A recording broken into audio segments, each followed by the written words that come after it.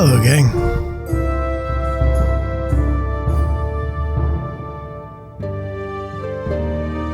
Hello? Oh, okay. Good. All right.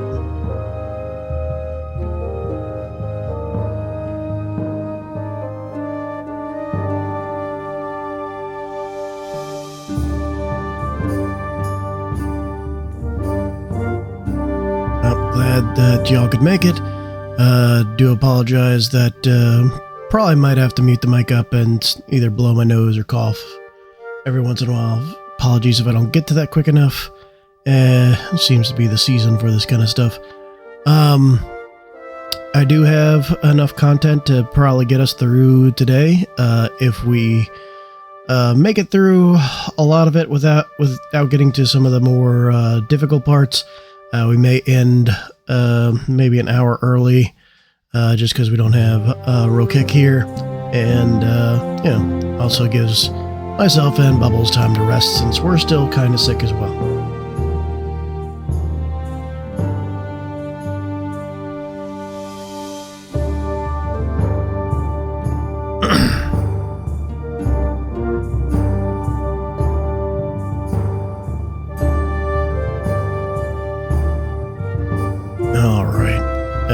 Prince, you good? So you're muted.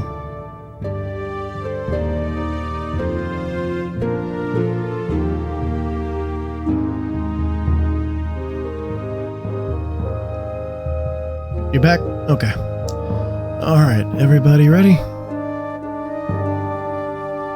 Okay, I'll just greet the chat right quick and then we'll get started.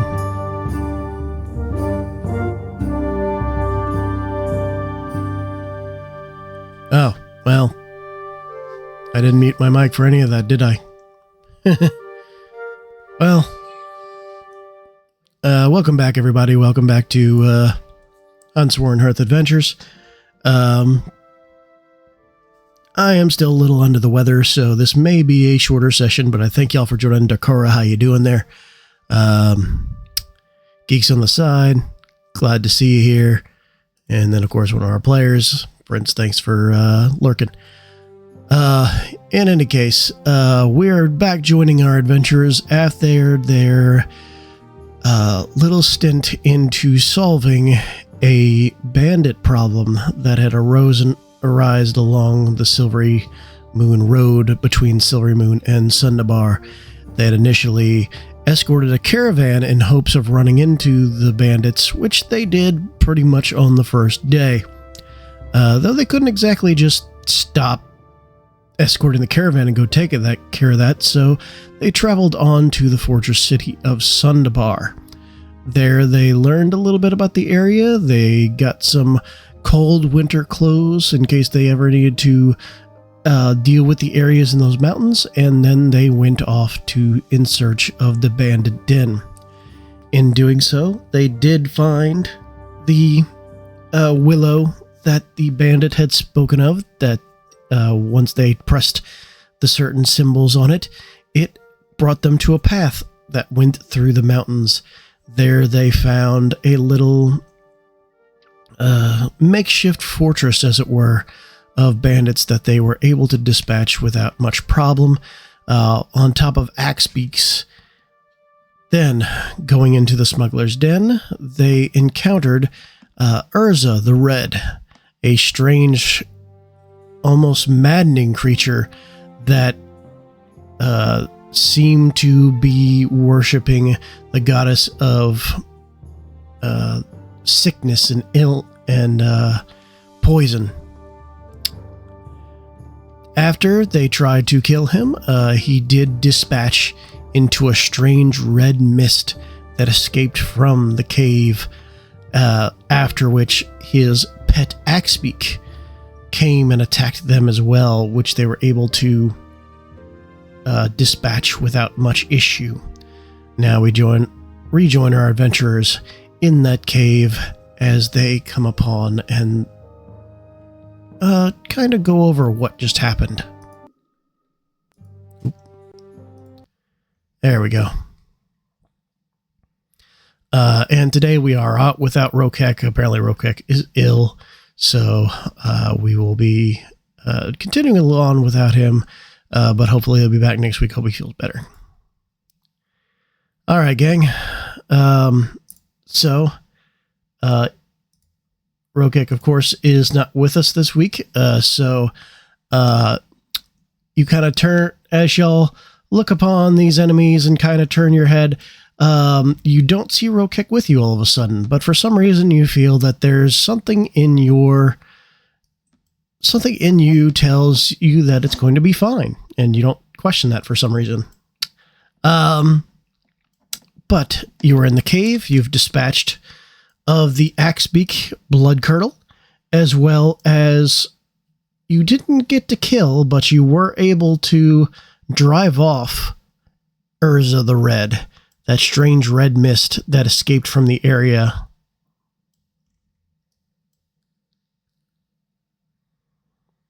And you were left in the cave. And he flew off over here as the mist. Yes, he flew off as the mist formed and just kind of shot along the river area. I believe we made some checks and it had the idea of like, that seems like a vampire thing, but it's weird that he was able to go over the water. There's a lot of things that are strange about that, yes. Yeah. I did remember picking up a note that he had on his desk. I'm trying to remember. He had sketched several individuals, and I think all but one of them were crossed off. No, it didn't cross off out of them. He just kind of like was more saying, I'll get them. He doesn't have any of them crossed off, however. Okay, so it's like a Mean Girl's diary where she like draws pictures of the people she doesn't like looking stupid and says that then indicates kind of schemes. More or less. Plotting. Okay. Seems that he was at an end for some specific individuals. Might need to be on the lookout for them. We should probably see about following wherever he disappeared to. Or at least follow as far as we can. That red mist went over that river. It's a river, correct? Yeah, you kind of saw it.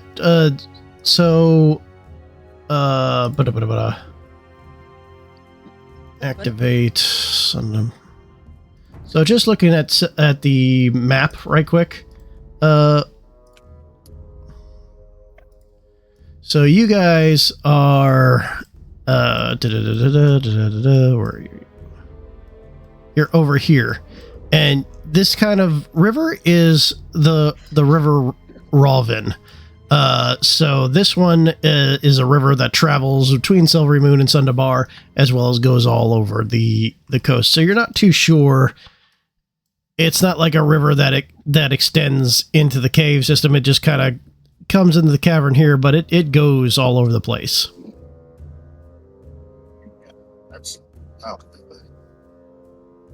Were we able to tell what direction he went over here? Of like, if he just went straight across, if he went over here and then turned left, if he went over here and turned right? With where y'all were sitting when it kind of happened, you're not sure. And the fact that he's missed and not leaving any kind of trace. Okay. Let's see if there's anything else here that would. If anyone else wants to look to see if there are any further clues. How are these boats? Are they in good shape? They're in a patchwork shape. They're kind of usable. They're not going to be very efficient, but they and probably not worth anything. But they're there. Do any of you know how to use a? Do any of you know how to use a boat? I've never built.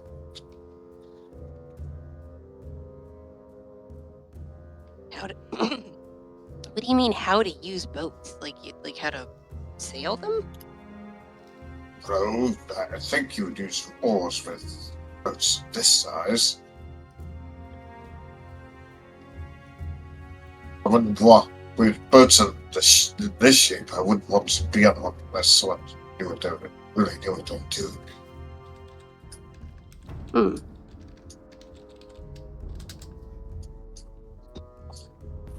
What about these barrels and whatnot over down below with this overturned boat? Yeah, so looking into those, you find just some general rations. I'd say about 12 rations worth of food. Is anybody kind of like doing investigation checks or anything like that? Oh, I can do around. that, or I can help somebody do that. Okay. I have no bonus. I could do another investigation check of the area. Where exactly? A second. Like the desk? I took a quick look there before, but... You tell me.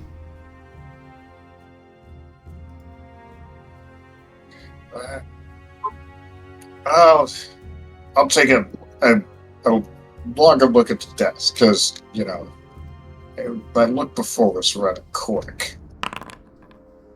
Okay. Yeah, with a 26, you do look underneath it, and you find a little rune. And as you kind of like trace your thumb over the rune, a door over on this, a wall over here kind of opens up.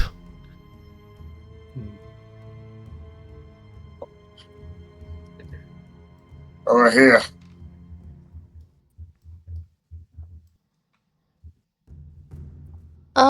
Well, I would love to, but I kind of can't see in the dark, remember? Alright. Oh, here. Once again, hand her the scarf that French is wearing, so she can hold on to it while following me. Okay.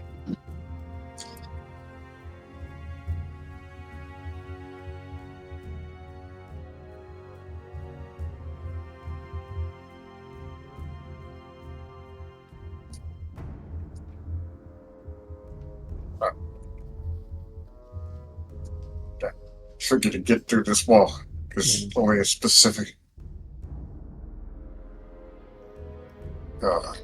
Okay, in this room that was cordoned off, you find various boxes, crates, barrels, some of them filled with different trade goods and things that the bandits had stolen, gems, and goods worth about 1,200 gold, and a small locked ornate chest. Ooh. Would I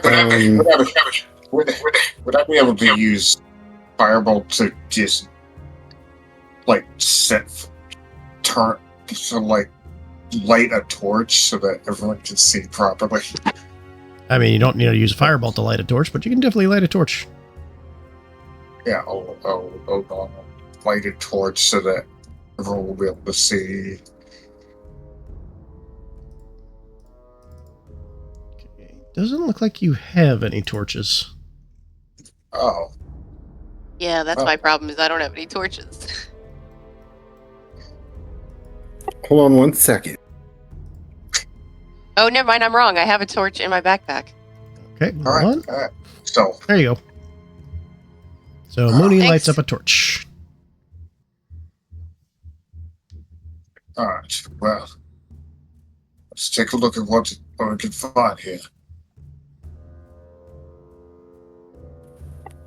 Shade Doctor would like to go inspect that lock on the ornate chest. All right. So yes, this little small oak wood chest has some little inlays of copper in different swirling patterns around the wood, and the lock seems pretty standard. You should be able to jimmy it open with thieves' tools or something of that nature. which I have. I would like to attempt to unlock this chest. Give me a thieves tools check.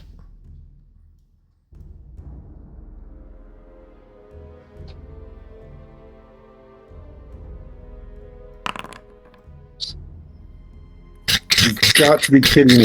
Is that how my night's going to start? Yeah, get them out early. What? So you No. stick this thieves tools in there, and you kind of wiggle it around, and then you realize you can't get it out for a second, and it's like, and you get it out. You don't seem to do any damage to your thieves tools or the lock, thankfully, but you have not been able to get in. It'll take you a more extended period to work on this lock to try again. But you're out of danger, so feel free to give me another check. This will just take you about 20 more minutes working with this. Okay, 12 is what you needed to make. As you kind of jiggle it, and you're kind of just looking at, everybody's kind of staring at the back of your head as you're just kind of jiggling in the thieves' tools, and you're kind of sweating a little bit. You're just like, oh God, come on, not a second time. Come on, no. And you finally just hear, and you just go, thank you, God. You are able to open the chest.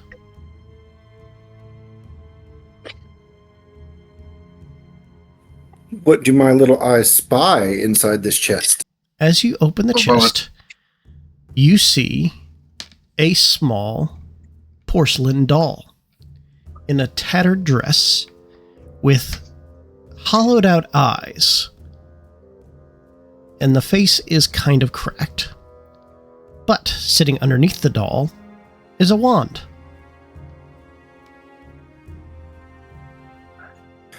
I'll pull the wand out and hold it over to Varinj and be like, this is your area. I'm going to burn this doll. Okay. That's a good idea.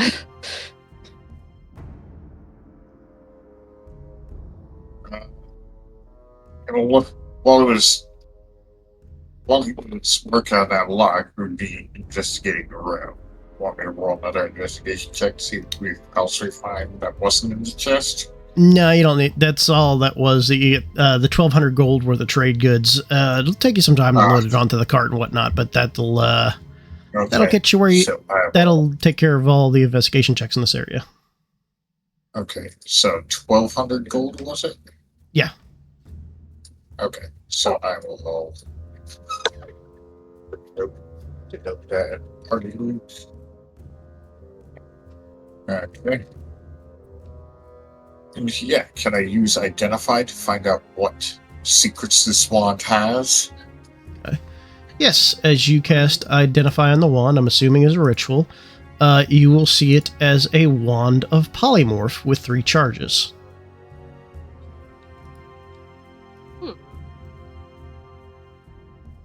Let's see. So, what exactly did this wand of polymorph do?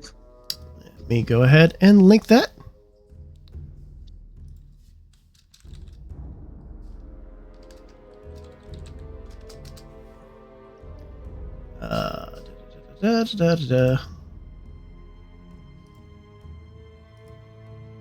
Show players. Visible. So 3 charges. You can expend 1 to cast polymorph from it. The charge regains 1d4 plus 1 extended charges daily at dawn. If you expend the last charge, roll d20. On 1, the wand crumbles into ash and destroyed. And it's attunement required by a spellcaster.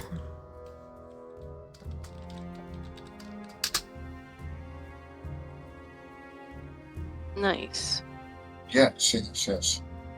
Unless Umbro wants it, I will take it. Go for it. I already have a bunch of stuff that's concentration. Okay, good point. Alright, wand of polymorph.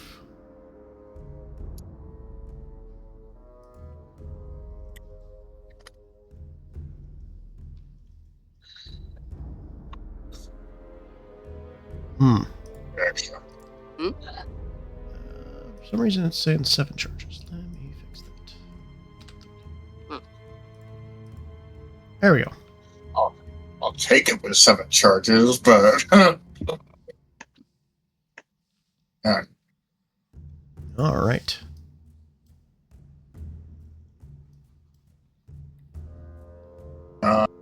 what about the axe beak? Is there like anything peculiar about that? Not It seemed really. to- Just seems like a normal axe beak. You do find what appears to be a saddle in his little pen area, as well as it does look like he was being fed something rather bloody, but nothing that you can determine what it is. Oh, fun.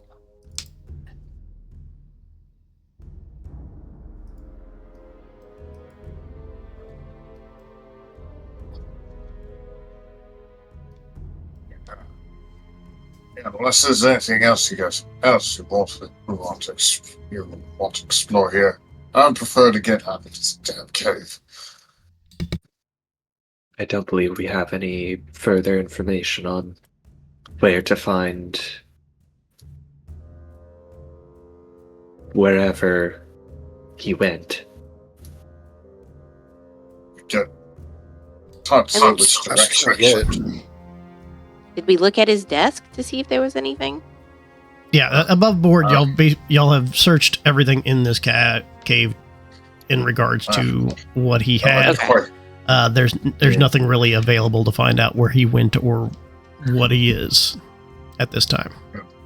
And Oh, the only I other found- thing I was thinking was like go check the axe beak like pen it was in to make sure there's nothing in there, but Yeah, he said that The saddle's it. and, Yeah. and the remains of whatever it was. Yeah, yeah, so the not much. range would point out all I could find that might be able to lead us to finding him is this. Apparently, the people he had it in for. Sure. I'll be right back 1 second. Piece of paper.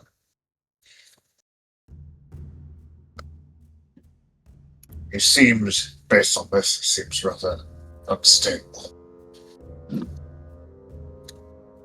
Yeah, I mean, that dude was really weird.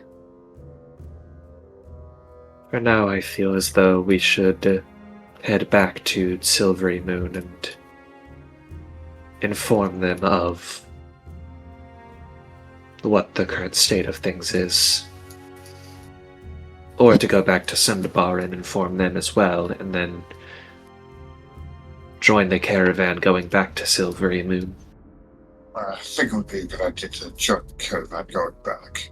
You know, just assure them that if there's any remains of these brigands, that we can deal with them.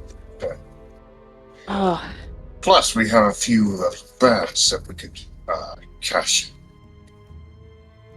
that's true. All right, apologies. All right, so you guys have basically taken care of the threat of the bandits in this area. Not to say that you can't potentially find more on the road. That is always a roll of the dice.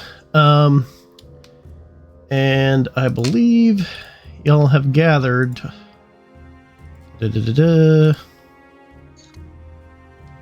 7 red sashes, which are 200 gold a pop.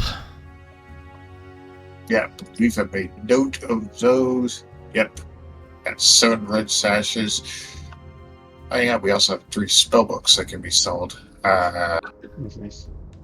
Let's see, hold on. I gotta check which I want to save someone if one of them in case there any spells in one copy. Double check that. But you don't need to worry about that. Or Okay. So it sounds like you guys are ready to head back to the cart, loading all these barrels and boxes into your carriage, correct? Yep. Yep. All right, so we'll go back to the main map.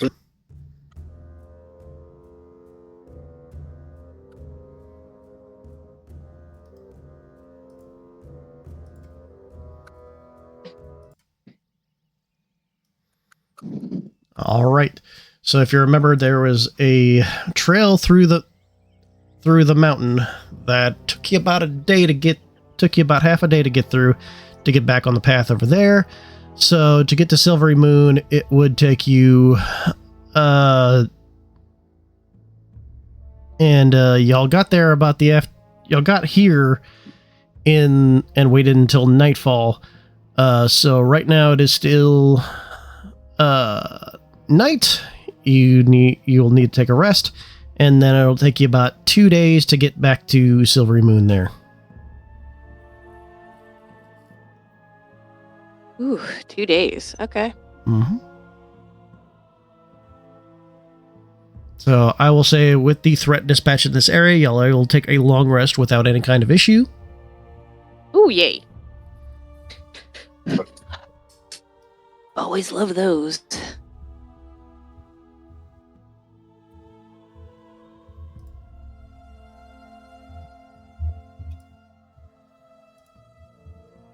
Okay. Oh, and above board for everybody else, we found out that we were doing Mooney's Druid form wrong. We were kind of using 2014 rules instead of 2024 rules. So instead of getting a whole new pool of hit points, you end up with like just 9 extra hit points, temporary hit points whenever you transform. Your AC goes up and to either 13 plus your wisdom score, your wisdom modifier, I should say, or the animals, whichever is higher. And you get temporary hit points equal to 3 times your druid level whenever you transform. It's your druid level, not 3 times your druid level. For the Hagborn, it is 3 times the druid level, similar to the Pact of the Moon. So it's similar to Pact of the Moon. The only difference being that she turns into monstrosities. If she transforms into anything that is able to use weapons, she does not get the weapons they come with. She can hold on to her equipment. Then, in addition, I've modified it to kind of balance it with other classes. At level 6, you will be able to cast some of your spells while in monstrous form. You will basically be able to cast equivalent to a 4th caster. So you'll have access to your spells while in monstrous form, a 4th of your level rounded down. Okay. 4th caster or a 3rd caster? 4th caster. So less than things like Eldritch Knights and stuff like that. Correct. But she still has access to all of her spells when she's not transformed, of course. But she'll have a limited ability to cast spells while in monstrous form once she gets to level 6. Got it. Just to balance the Hagborn out with the other classes.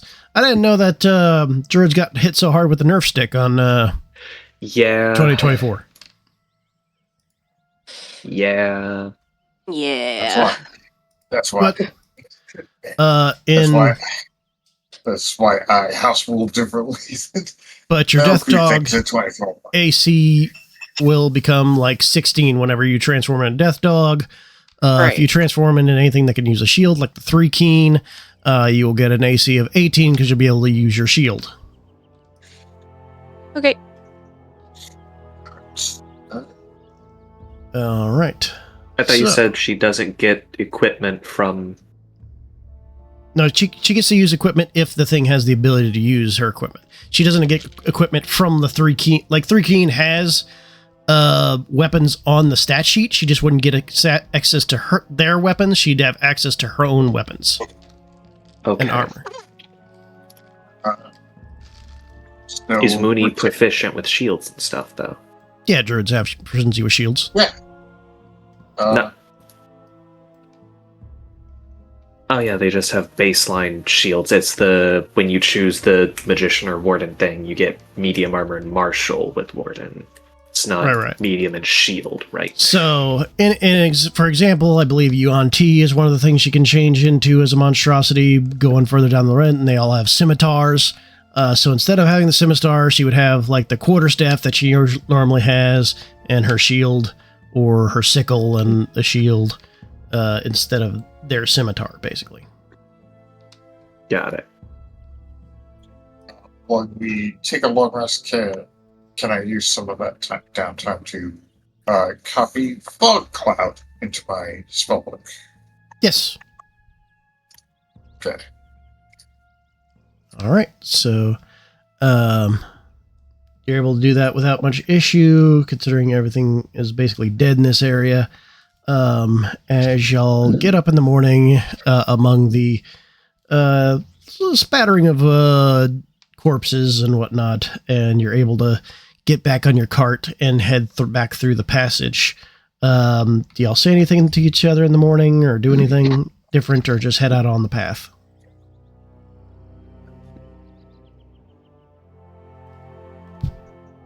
Just the basic Just- pleasantries. I think Yeah, just take just- the path back to Sundabar. All right. Morning, and take off. All right, so you head back down the path guided from those trees. You're able, now that the trees were able to show you the way, you pretty much know the path back out. So we go halfway through the day. Let's roll encounters to see if anything happens. Counter table.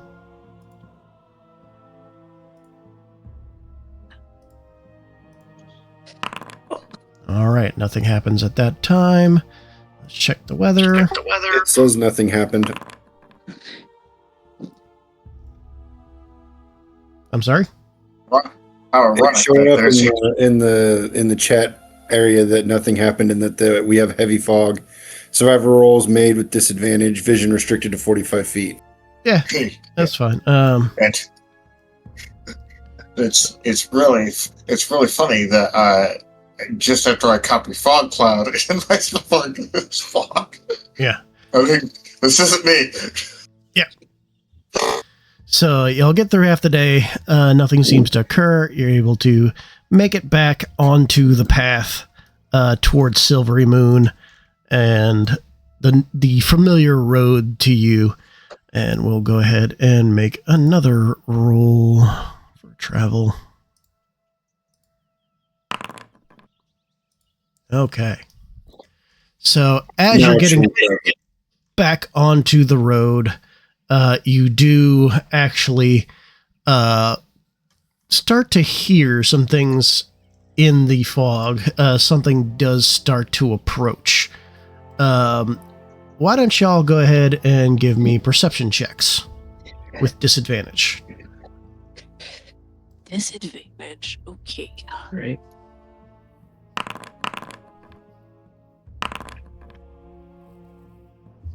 Okay. Umbra, as you're traveling, you do kind of see the shadows making out in the fog. They do seem to be on foot, and they do seem to be armed, though you're not too sure who or what they are. Do y'all try to just pass on by? Do y'all try to hide? What would y'all like to do? Shade will definitely try to hide. Okay, keep in mind you're trying to hide with a carriage, so that is the difficult part. Are y'all trying to drive the carriage off the road, or you're trying to how would you try to attempt to hide the carriage, or are you just hiding yourself amongst the carriage? I'm trying to hide myself amongst the carriage. Okay, anybody else? Same. I'll join them.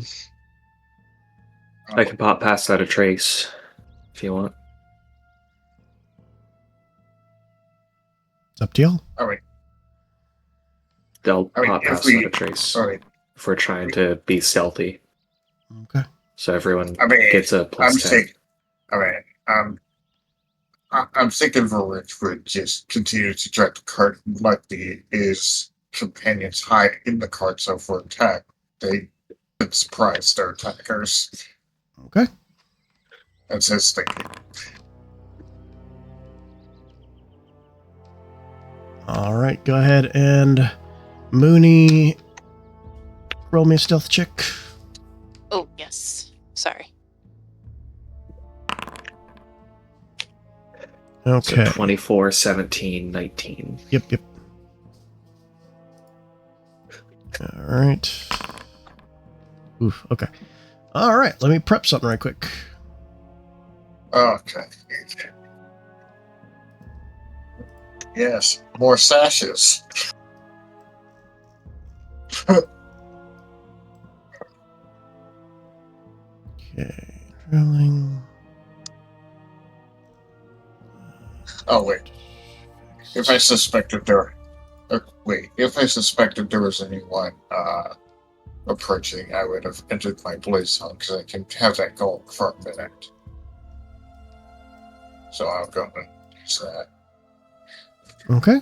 I will say that it'll be about 2 to 3 rounds before they get to you. Okay, So you'll that's be fine. about 3 rounds into your blade song before they get to you. So you'll have a remainder of 7 rounds. Yeah, that's fine. All right. So I need to do this. This is going to be tricky. All right. 45 feet. Of course, I had to do this to myself.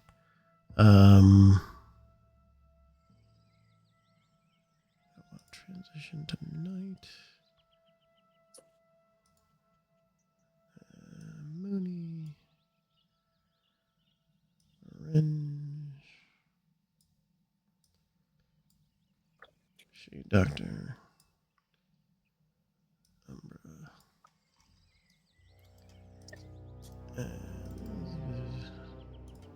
Edit the token temporarily.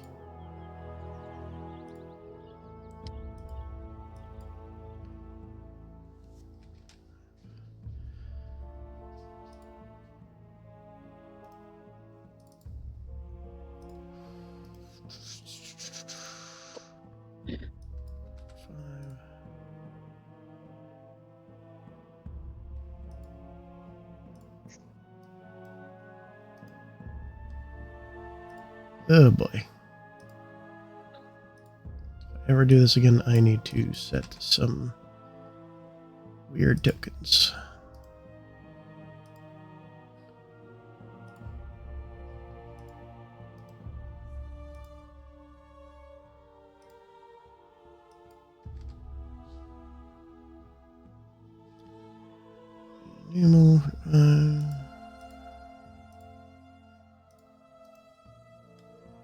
It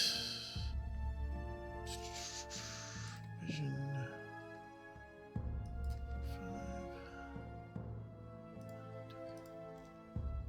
5. Okay. Activating scene. All right. Let me roll some more dice here.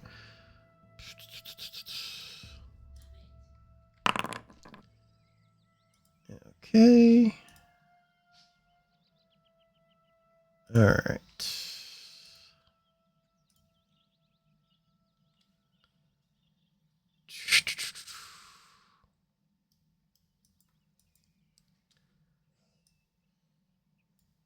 All right.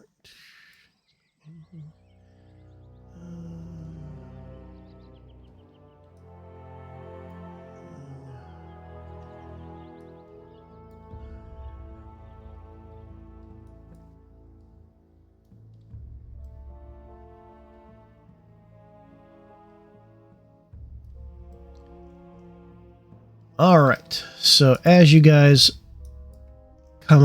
start to move along, you do see 2 axe beaks and some other gentlemen on top of them with those lovely red scarves start to appear out of the fog. Lovely.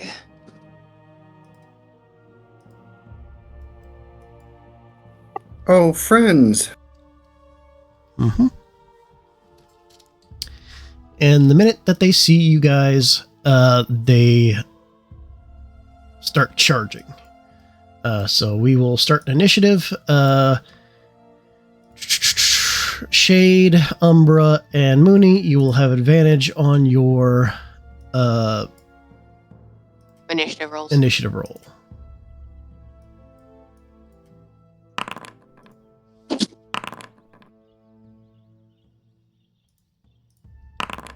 Wow, I rolled 4 twice.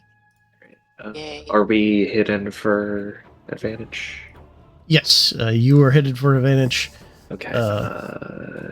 Combat state. There we go. Okay.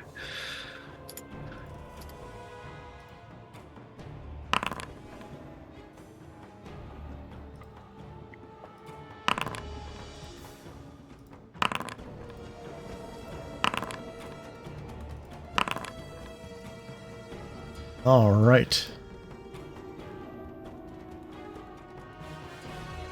Oh, we got some strays close to base. This'll be easy. As they start to charge in. Shade Doctor, you're at the top of the round. I'm guessing if I try to shoot at them, I'd have disadvantage. They are within. They should be within eyesight. Let's see. There's 2 of them that are just in eyesight. So the top 2 you can fire at without disadvantage. Okay, I'm going to steady aim and bring my bow up and fire from like peeking out from next to Vringe, so the arrow flies next to him. Okay. And I will take the most northern one. Okay, you are hidden, so you don't necessarily need steady aim for the advantage, though. I know, but I just want to make sure I have advantage. Okay. Okay, so you're attacking the rider or the Axebeak? I'm attacking the rider. I consider the Axebeak to be an innocent party in all this, Okay. and will only attack it if it attacks me or an ally. Okay. The 23 will definitely hit.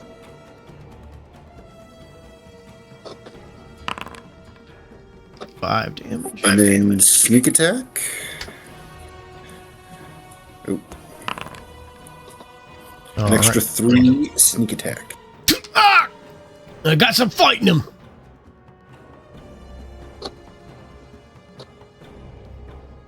All right. Will that end your turn? That'll be the end of my turn. Okay. This thug's turn. He is going to fire a crossbow bolt at Vringe. Missing horribly. This thug is going to hold its action. Umbra. Yes. I'm hidden, so I'm gonna move up a bit. Okay. That way I can get some vision. Because how does Shade Doctor have vision? He was within 45 feet. You should be able to see with 45 feet. Yeah, he had, with the mask, he has dark vision. Dark yeah, vision I have doesn't- 120 feet of dark vision, but this is fog. Yeah. Let me do 50 feet because it seems to be cutting off a little bit. There we go. Okay. Okay, that's All right. And then I am going to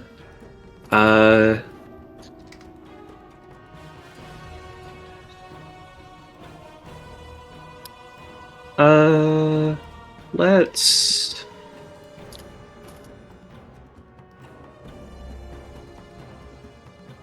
pop down a sleep. Okay. We're dropping Pass Without a Trace, and we're casting Sleep right here. Okay. So it hits both Axebeaks and this guy. Okay. And this is going to be an extended spell. I have I'm writing it. Okay. Okay. Alright. Axebeak number 1. Saves. Thug number 1.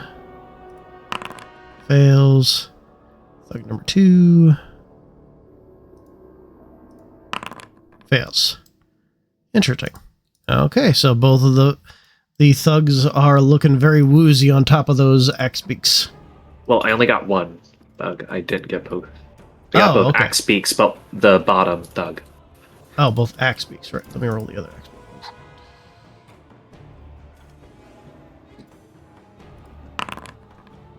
beak. Bottom fails. So this one is...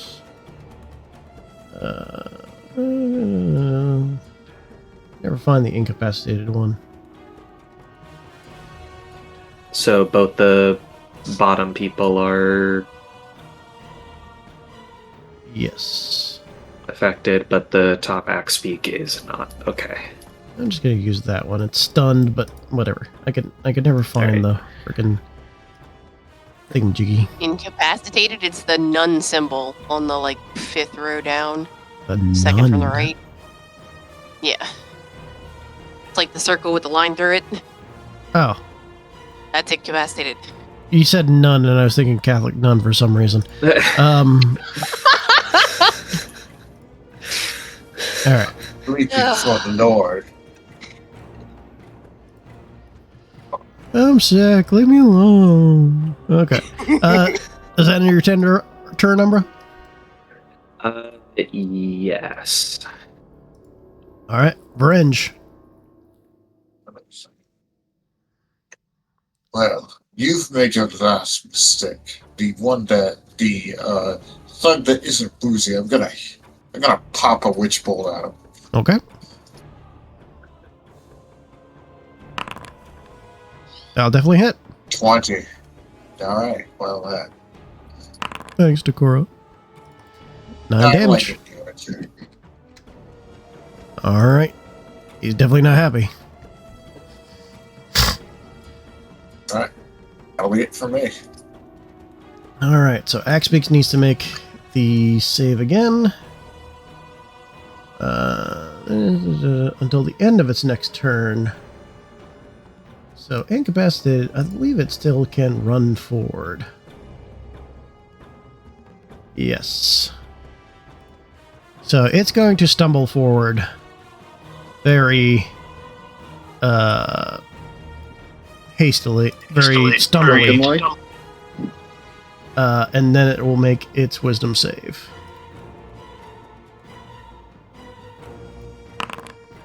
Oh, that was a thug, not the... Damn it. Come back here. Alright, so the Axbeak comes to a thud and falls asleep. That causes the rider to fall. Let me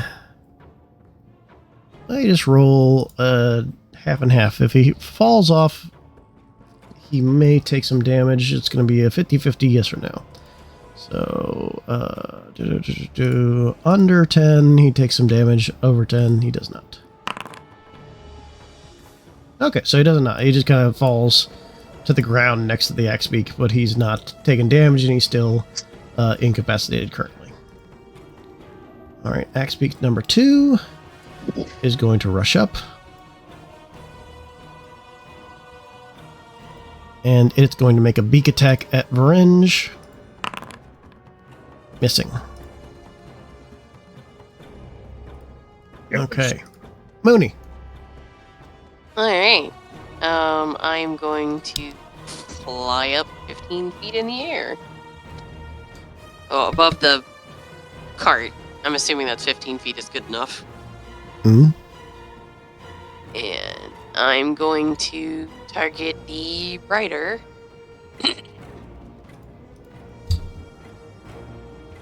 And let's see. Oh, no, I don't want to do that. Because if I do that, I might hit Veringe.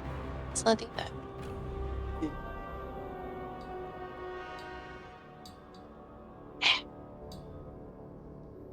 Guess I'm going to go ahead and Starry Wisp him. Okay. 19 will definitely hit. 5 damage. All right, he's looking rough. That'll end my turn. Jade Doctor. Okay. The north one that's above Ringe, I have Vex on. Okay. So I'm going to shoot at him again. All right, sounds good. That'll hit. Oof. Yep.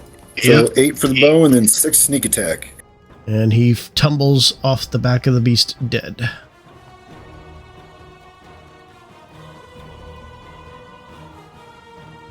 And then I will just turn so I can look at the other one if I can see him. If not, I'll just turn to where I can see the other axe beak and just wait for my next turn.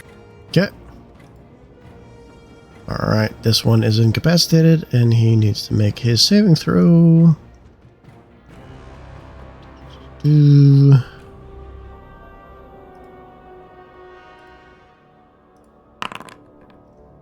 falls asleep too.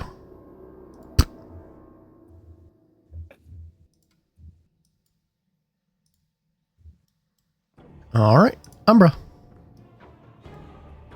We're gonna try to capture these axe beaks because it would be useful enough if we could tame them, or if we could get them to work for us. But Yeah. I'm going to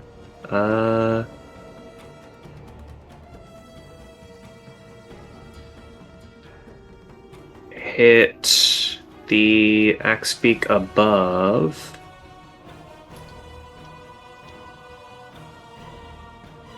With a no, I'm just gonna shoot them. Okay. With the heavy crossbow, because I still have a couple bolts to go through. So why not? It's probably not gonna go well, but 18 to hit. Alright, that will be 11 points of piercing damage to the axe beak.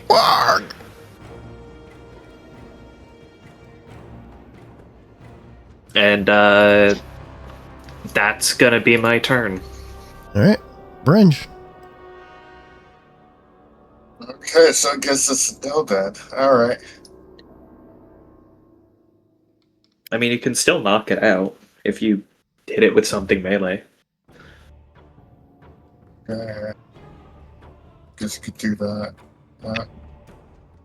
I guess I could just hit it with my whip. Let's see. But I believe I'm supposed to be using it. It's not set to use my intelligence modifier, so I'll just. Well, that doesn't matter because. It might. Let's see. You got. It's that my intelligence modifier is +4, so we just increase it by 1. Increase it by 1. Okay, yeah, that'll miss.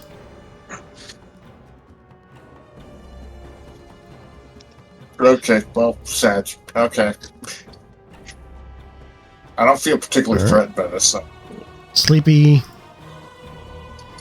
Well, it's going to attack you. 12 will miss. See, I'm feeling kind of bad for Mooney. Well, let's see. I guess I'm going to... Are they both awake now? No, these guys are still asleep. These... Yep. Okay, we're still It's fighting just this the axe beak that's left, Okay. because this guy was dead. I'm going to use a second level spell slot. And... do a flaming sphere. Oh, wait. Is it that big? Am I thinking of the wrong spell? It should just occupy one spot because it's 5-foot diameter. Yeah. It just deals damage to everything within 5 feet of it. Yeah, it's giving me a template for 25 feet. Oh, yeah, no, that's not right. Oh, Yeah, exactly. That's why I'm like, what? Because Yeah, see, that's the template it gives me. Like, Huh. I'll just do a little The mirror XP, template. Fine. the XP explodes. right? Like, what the hell? Okay, let me do my own. Yeah, because I'm like, what? Excuse you? 5 feet. Yeah, whatever. There we go. Alright, flaming sphere. Okay. I would. Use your bonus action to ram him, or?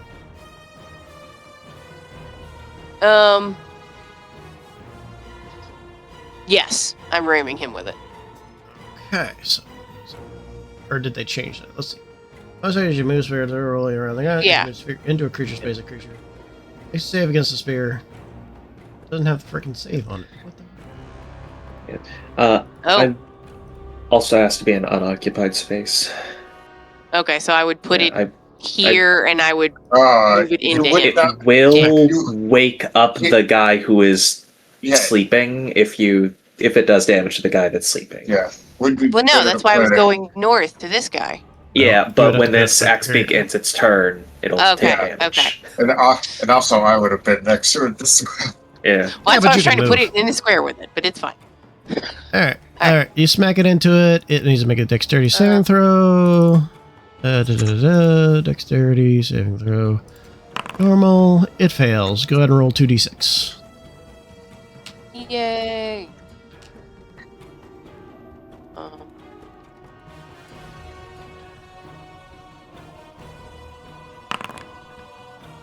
Five fire damage. 5 fire damage. Alright.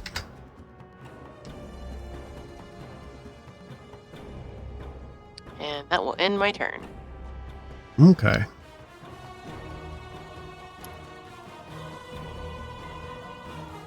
Hey, Doctor.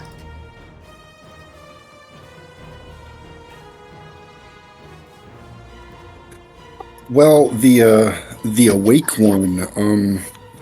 I would like to run over and attempt to. I'm assuming it's got reins on it, right? Yep. Kinda. I would like to go over and take the reins and try and like calm it down and maybe do like an animal handling check to like maybe feed it a piece of rations to maybe calm it down and then try to move it away from the fire sphere that somebody made. Go ahead and give me animal handling check.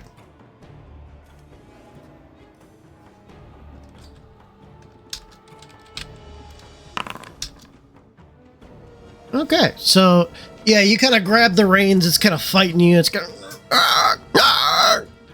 and kind of like squawking and scratching at you as best it can. But it seems to kind of calm just a little bit. Let her see the results of it on its turn.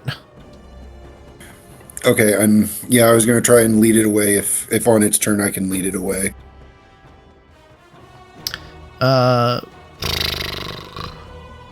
Go ahead and give me. It'd be kind of like a grapple to try and grab it and lead it away. What is grapple for 2024? I think that's, if I'm not mistaken.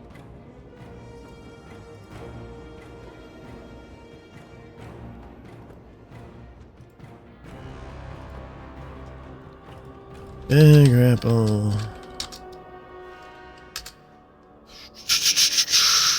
Make an unarmed strike.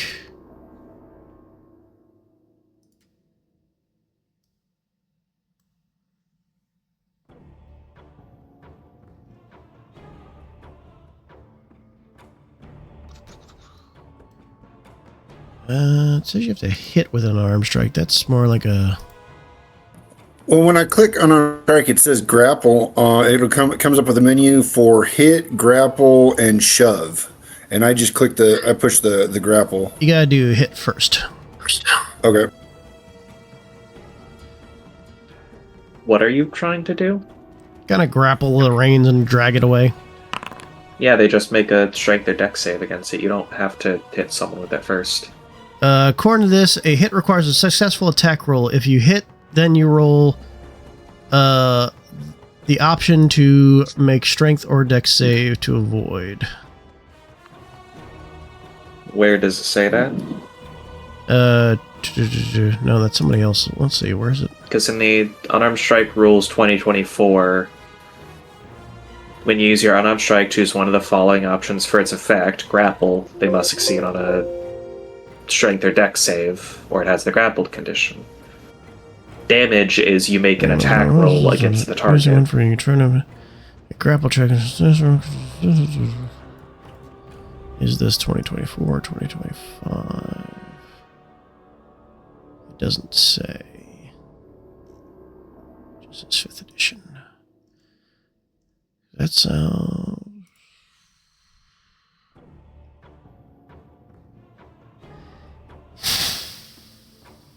Because I know there's the grappler feat, where if you hit with an unarmed strike to hit someone with it, you can then make them make the save against being grappled. But other than that, trying to grapple someone, it's just they make the save, but it's listed as an unarmed strike, just as one of the 3 options for unarmed strike.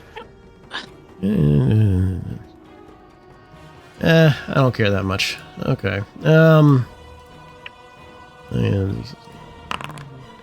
Okay, so yeah, you're able to grapple the reins, and you can pull him up to... You'll have to go up to him, and then you have enough to pull him 5 feet away, because it takes half movement to pull a person. Yeah, I'll pull him the 5 feet away, just to get him out of the range of the fireball.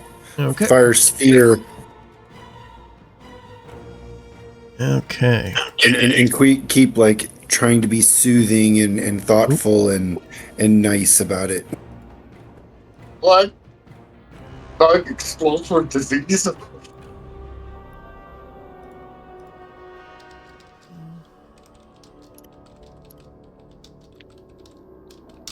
Don't worry about that.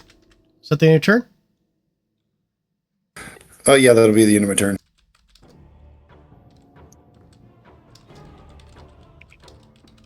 Okay. All right. At the end of this one's turn, because he's asleep, you start seeing that little tattoo they have on the side of their head, Pulse. Mm. And then he explodes. So, Varenge, go ahead and give me a Constitution saving throw.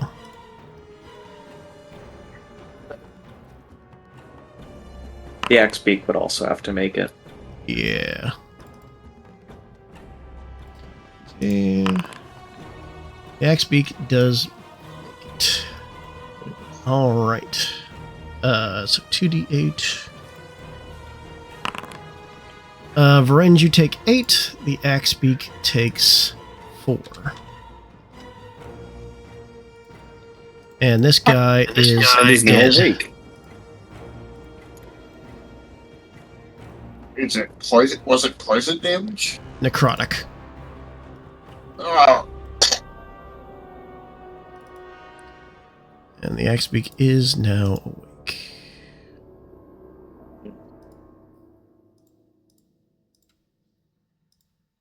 All right. Umbra.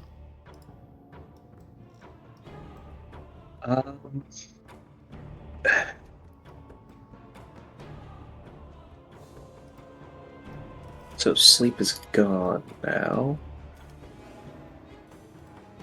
I can just put it back to sleep if you want, or at least attempt to.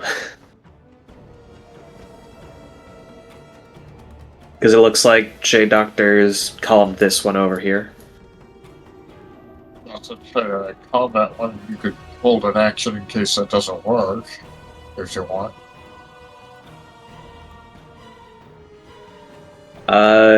Sure. I'll hold an action for sleep for... You said you're gonna try and calm the other one down? I can at least try. Yeah, so I'll hold an action to sleep this axe beak in case calming it doesn't work. Okay. Orange. Right, well, I guess I'll try an animal handling check to calm that speak down. Wish me luck.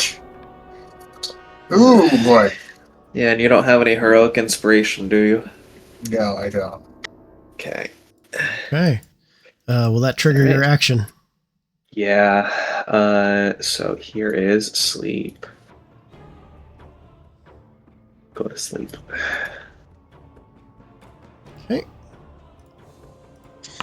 When you Fails. say that, I think of the Hulkbuster armor telling Hulk to go to sleep. Okay. It is its turn. It is going to kind of try to stumble away. It is incapacitated, it can't. Incapacitated just means no actions or reactions. Oh, I thought it was also no movement. Alright, never mind then. Yeah. I'll let it go. No attack of opportunity. It's kind of going in a weird kind of movement. And then it will make its saving throw again. It succeeds. Alright, it is not asleep. Okay. Alright, the other one. It is lashing about against the reins a little bit. Let's go ahead and we'll do wisdom check for it. Okay. Alright, you see it kind of calm down in the reins a little bit. Mooney. Yep, just gonna fly here. Okay. Cheer, Doctor. I'm just gonna continue to try to calm this down and make it my pet, essentially. Alright. Umbra. Alright. Do you want me to try and put it to sleep again?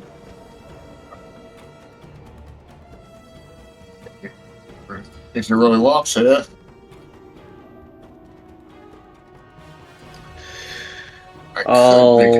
I can totally make it to a creature. I'll hold my action for sleep if Varenge wants to try and calm it down again. Alright. Renge. Alright. Let's try it again. Come on. Yeah. Oh, that's better. Okay. Unfortunately, the DC on this is fairly high since it has been hurt and a lot of things have happened. Do you want to try? It doesn't seem to be calming down, but you can attempt to grapple it if you'd like. Yeah, I'm gonna attempt to grapple, so...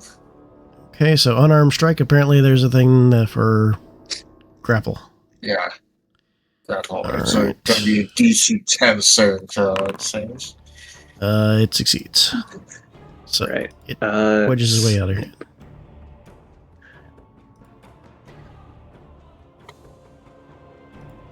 Alright. It succeeds on that. Dang it. Okay. And with that, it is going to bolt 100 feet. Alright. Would you like to take it I'll up? Okay. I'll just let it go. It's not worth it anymore. Alright. You have a bleeding axe beak with you that seems to be staying for the time being. The other one has escaped. You have two bandits, one with its head exploded, and you have successfully finished this encounter. Yay! I would like to tend to the axe beak's wounds and like patch it up and just be all nice to it and make friends.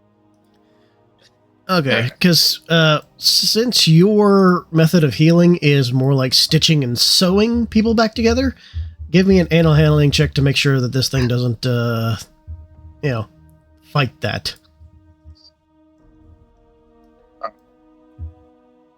This will be at a lower DC, however. Oh yeah, it's kind of like wincing, and like shaking. It almost pecks at you a couple times, but you're able to keep it from going off on you as you kind of stitch together its wounds a little bit.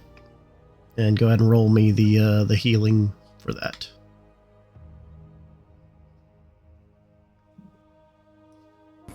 That'd be just a medicine check, right? No, for your thing, because you're using your are you using your battlefield medicine? Your battlefield surgery? Yeah, I'll use that. Okay. So yeah, that's half your sneak attack die. Rounded down, so a d6. So 2. He's feeling a little better.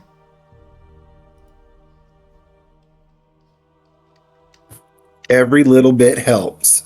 Yeah, no, he only has like 19 hit points to spare, and he was down to 2, so he's definitely feeling a little better.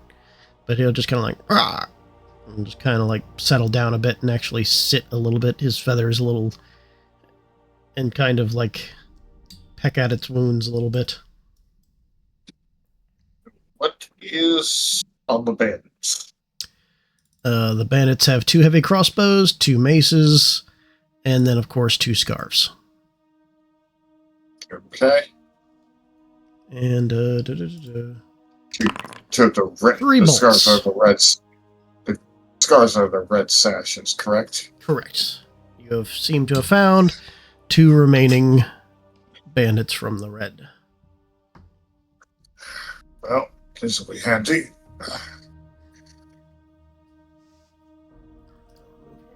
Yeah, put the bodies on the side of the road, burn them, screw these guys.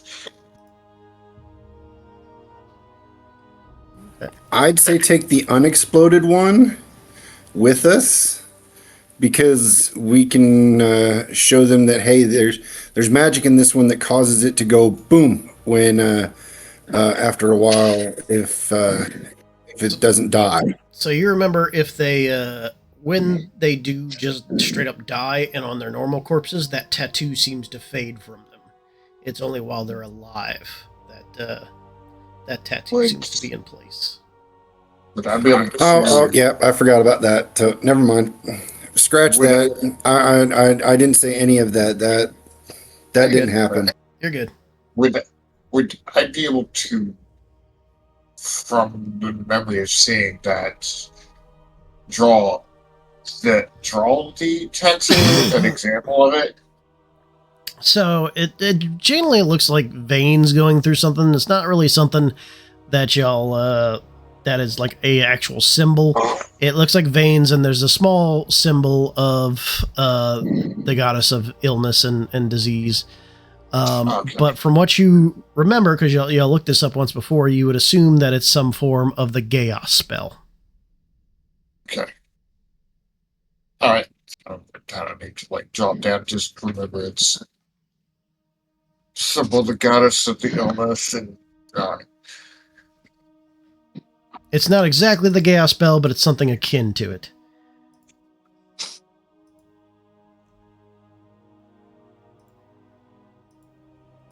All right.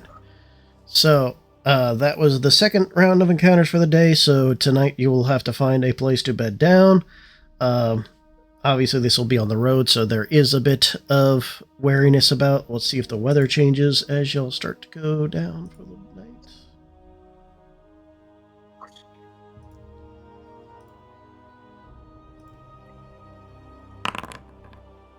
The fog clears out for the night.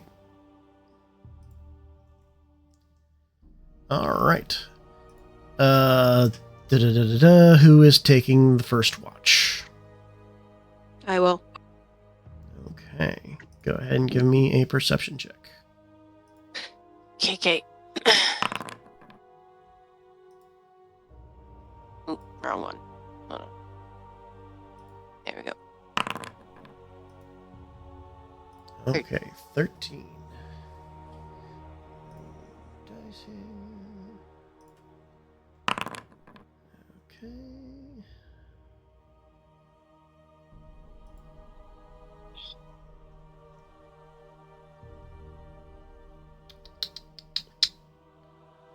Boop-a-doop-boop-boop-a-doop-boop.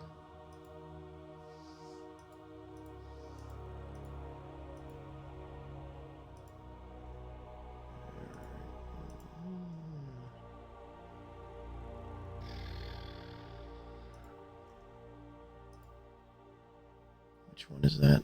Okay, all right.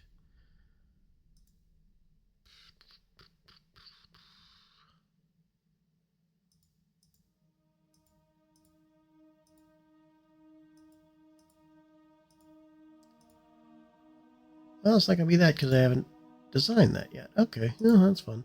Roll again.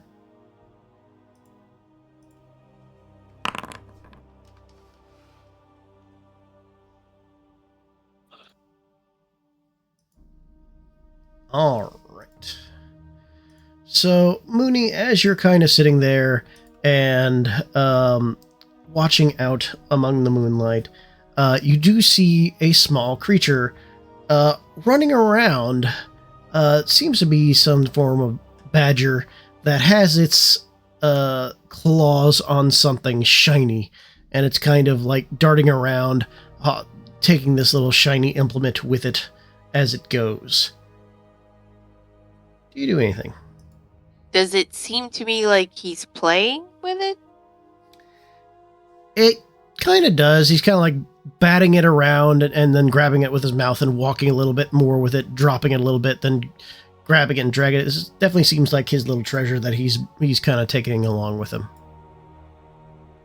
Oh, that's cute. I'll let him play with his toy. Okay.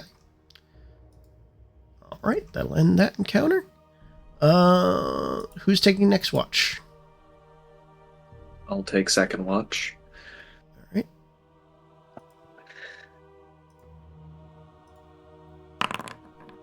Go ahead and give me a perception check. Nope. Okay. Well, luckily, nothing happens. But you do kind of like nod off while you're taking your watch. Who has got the third watch?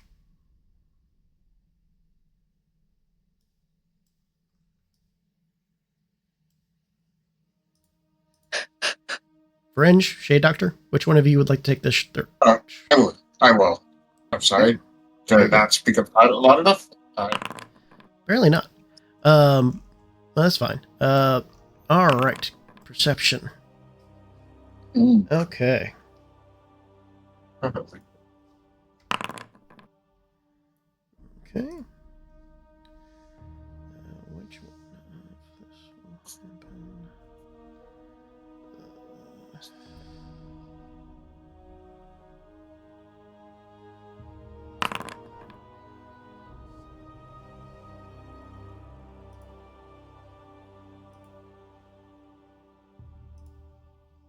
Okay.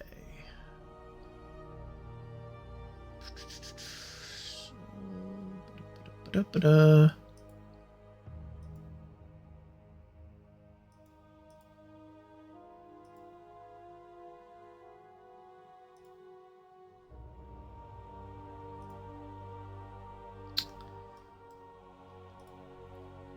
All right, Veringe, as you're sitting there, you can't really pay attention too much. Something's gnawing on the back of your head a little bit, and you don't seem to notice anything that occurred.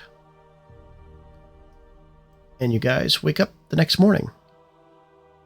Shade, as you wake up in the morning, there's a small doll sitting on your chest.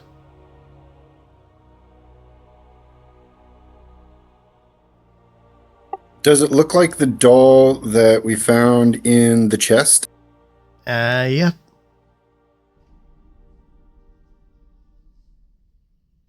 Yeah, I'm going to chuck it as far as I can. All right. Doof, doof, doof.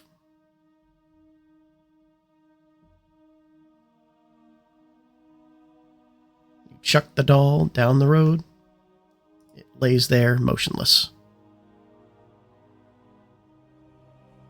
And then I will go and tend to the axe beak and check him over, make sure he's okay, and clean him up maybe. And All right. I'm assuming y'all kind of tethered him to something during the night? yeah, I would have tethered him to the cart to keep him close and kind of behind the cart away from view so nobody can see him. Okay. Yeah, it looks like he's there and he's just kind of chewing to himself. Let me double check something about the axe beaks. Do.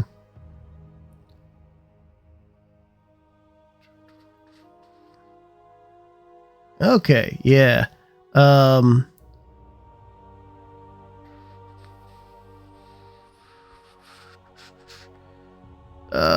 So funnily enough, as colorful as these ones look in the pictures, these are actually like snow white axe beaks because this is a more cold area.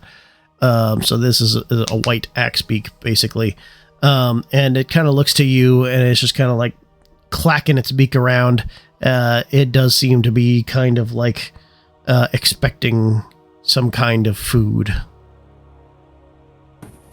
I will try to hand it a ration and see if that works. Okay. It kind of takes the ration and clips at it a bit. It doesn't seem very excited by it, but it does take it. It just kind of like, it's food, I guess. I will pet it and be like, once we get to town, I'll get you some better food and maybe get some better care for you. Just trying to assure it, giving it assuring tones and whatnot to try and keep it calm, and hopefully it'll let me ride it. Okay. It is staring at the ox, and the ox looks very uncomfortable. I'll get you some meat as soon as I can. I don't see any like squirrel around, do I? Or maybe small woodland creatures. Make me a survival check.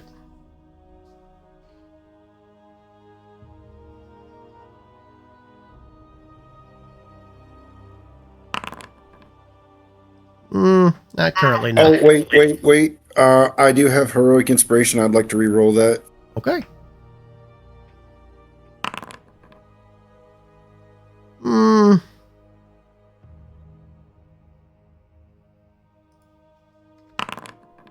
No, unfortunately, you're not able to find anything currently.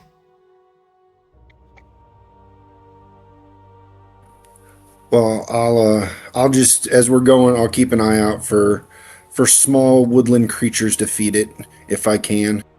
Okay, so let's go ahead and start moseying for your first half of the day and roll an encounter table. We're going to Sundabar. Y'all are going to Sundabar? Yeah.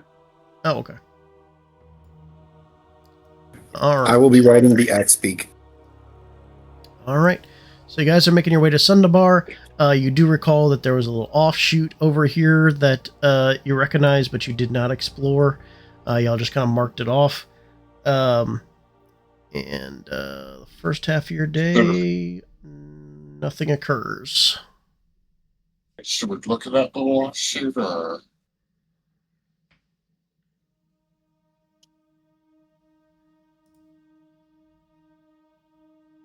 we might find something useful? We'll find something useful down there.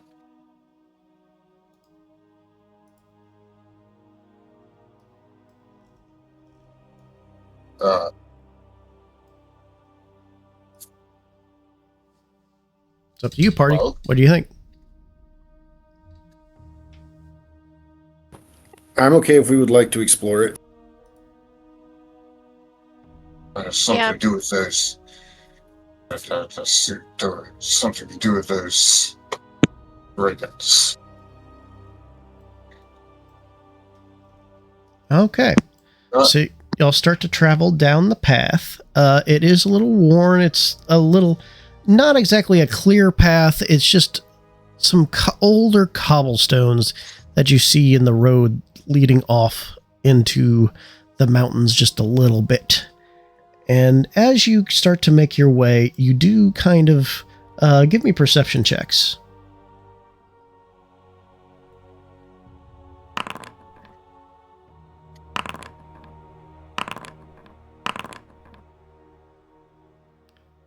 All right, Varenge and Mooney, you start to smell a little bit of a scent of decay and death on the wind. Something rotting is up ahead. There are dead things ahead of us. Just an FYI. You don't know what kind of dead things, do you?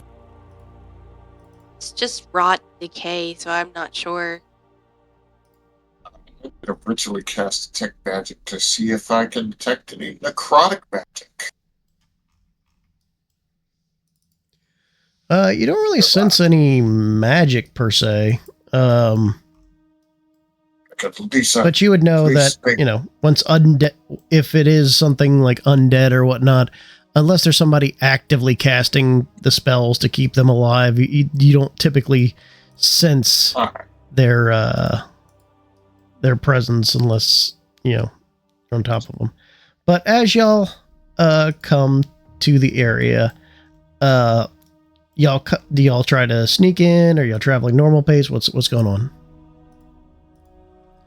I will say that as you come to a certain part of it, you do need to leave the cart behind. It does seem to be a narrower path. Yeah, we're best to sneak just in case. Yeah, once we leave the cart behind, start sneaking. All right, give me I will checks. leave. Would we like pass that space? It lasts an hour, so I'll leave the axe beak tied up to the back end of the cart and go ahead and sneak on in. do we want to pass out a trace? It lasts an hour. Yeah. Okay. Yeah, looks like we needed it. Mm-hmm. All right, so Varenge.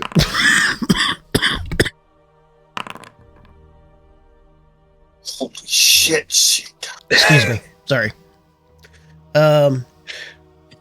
I have expertise, and that's one of my good skills. I gotta have that. So I mean, all right. So imagine if you had like Bardic and like guidance on top of that. all right. So the rest of you kind of feel pretty hidden. Shade Doctor, y'all don't even see him. You don't know where he is. You look next to you, what you thought was Shade Doctor, and it's a tree somehow.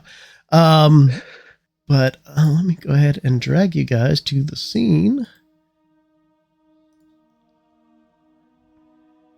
As you come across this little outcropping, and y'all do seem to see some undead kind of slowly meandering around this area.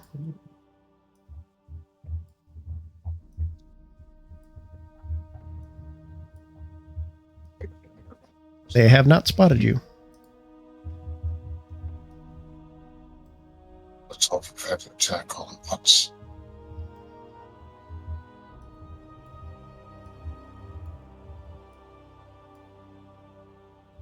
So we could just all prepare to attack all at once. Yeah. These guys are zombies. You see, from what the looks of it, you do see zombies and a skeleton, Okay. from what you can see from that angle. All right. So look at how far away they are. Like 80 or 70 feet. I'll prepare a shot with the heavy crossbow against this zombie right here. Let me look at the prepared and whole starting of initiative, because with 2025, you don't really get like surprise prepared action round or whatever. It's weird.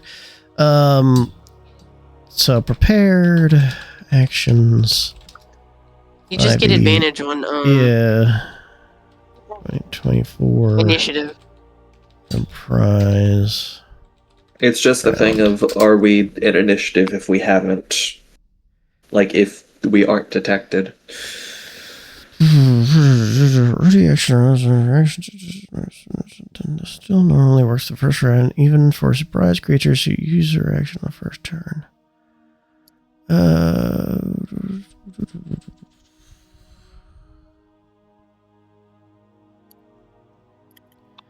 Okay, so you can ready actions for when initiative starts, basically, but you basically spend your reaction for that entire turn by firing off those reactions.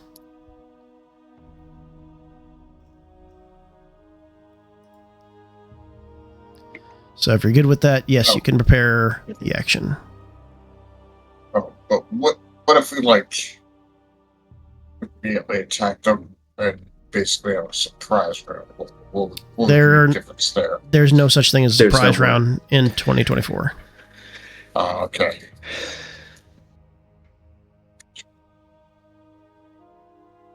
So it's pretty much we would hold our actions. Yeah, you would use your reaction, and you'd regain your reaction once it hit your turn, but otherwise our reaction is just spent for that. Until that time. Yeah, which is fine. I guess that makes sense.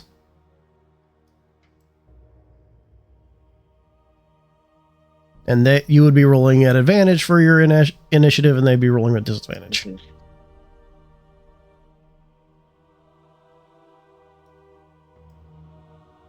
Yeah, so we each make our attacks and then roll initiative.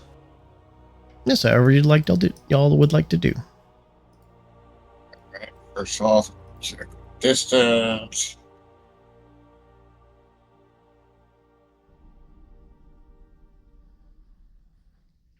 I want to be a little bit closer. I think that'll be close enough.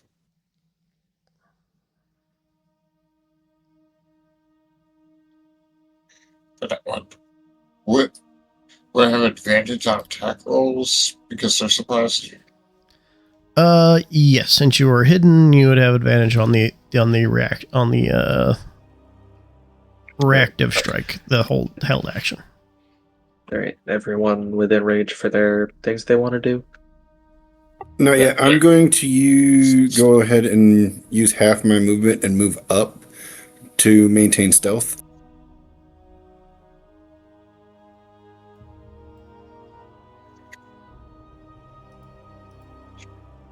Now I know I'm definitely in range to hit the closest one, which is the northernmost one.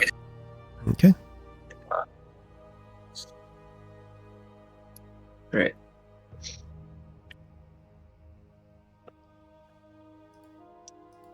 Yeah. Just creep up here. Okay. Ready? Yep. Alright. All right, I will go ahead and go down the line. Mooney, what are you firing off? Starry Wisp. Which one? The targeted one back here. Okay.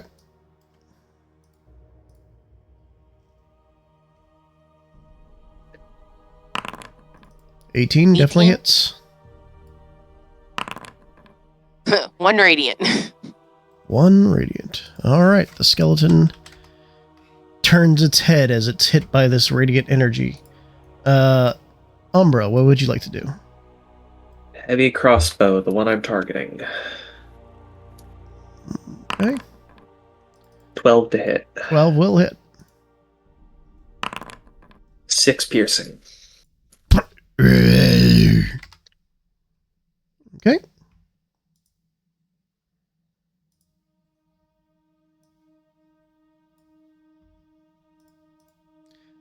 Shade Doctor. Short bow shot, the one I'm targeting. Okay. That'll definitely hit.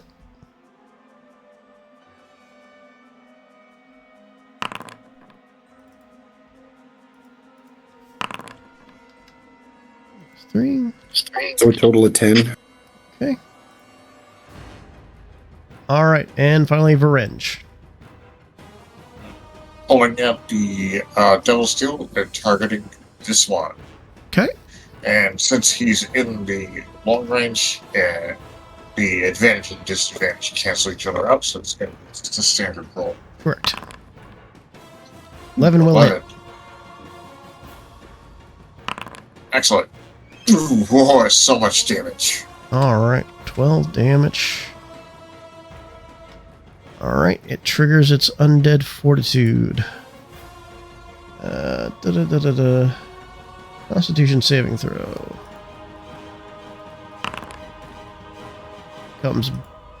It looks like it's about to go down, but it comes back up suddenly.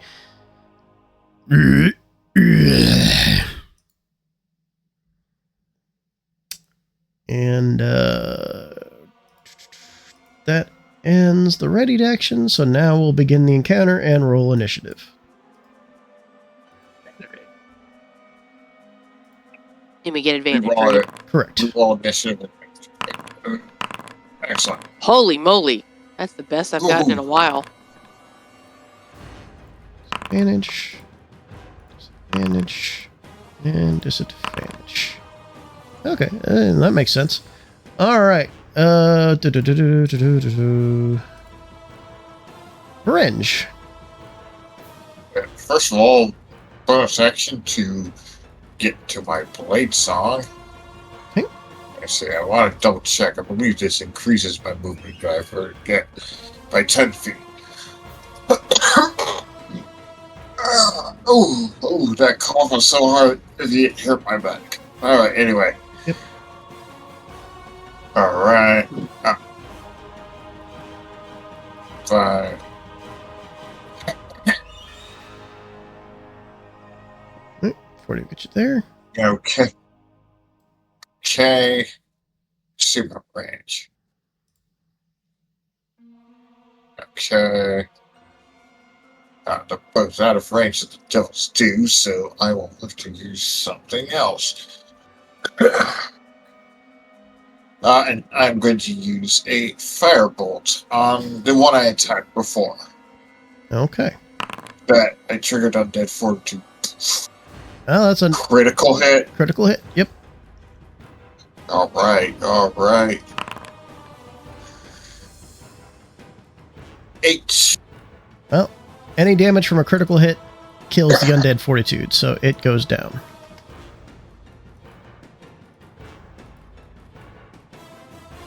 Alright. That's it for me. All right. Mooney.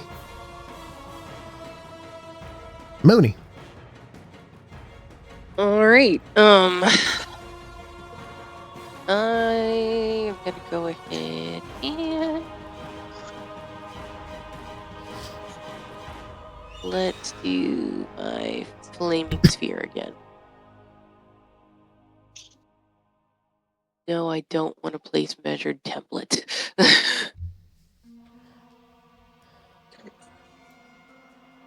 Okay. I will do my own template because you suck.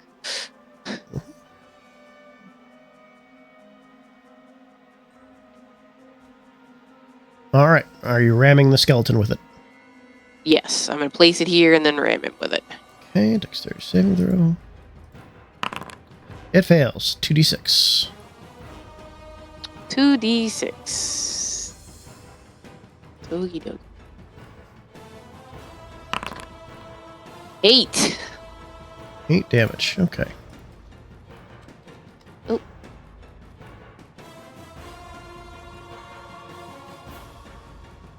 There you go. All right. Is that on your turn? Yep. Okay. Shade Doctor. Okay, I'm going to move forward. Okay.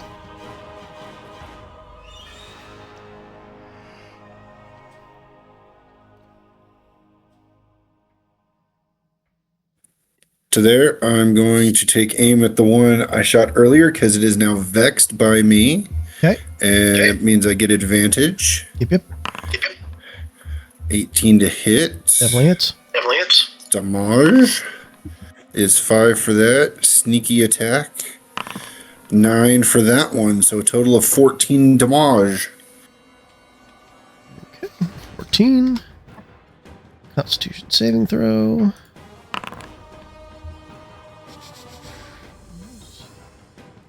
It goes flat and then comes right back up.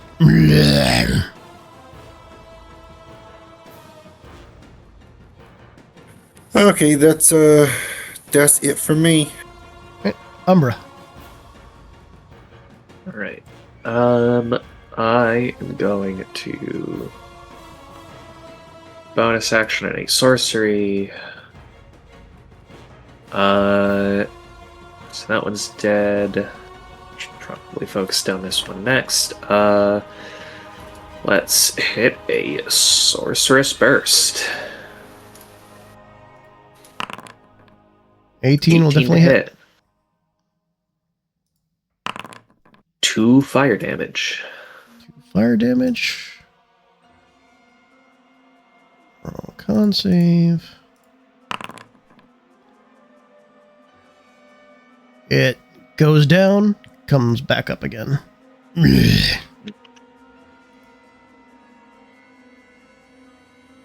that on your turn? All right. I will move up 15 feet. That's it. Okay. Zombie's turn.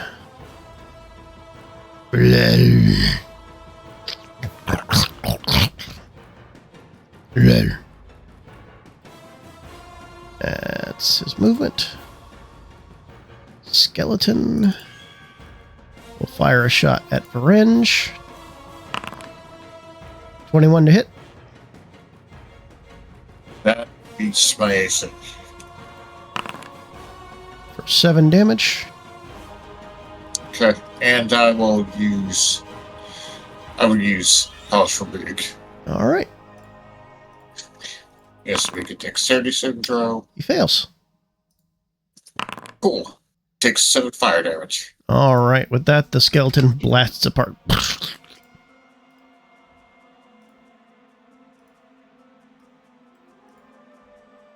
All right. This zombie.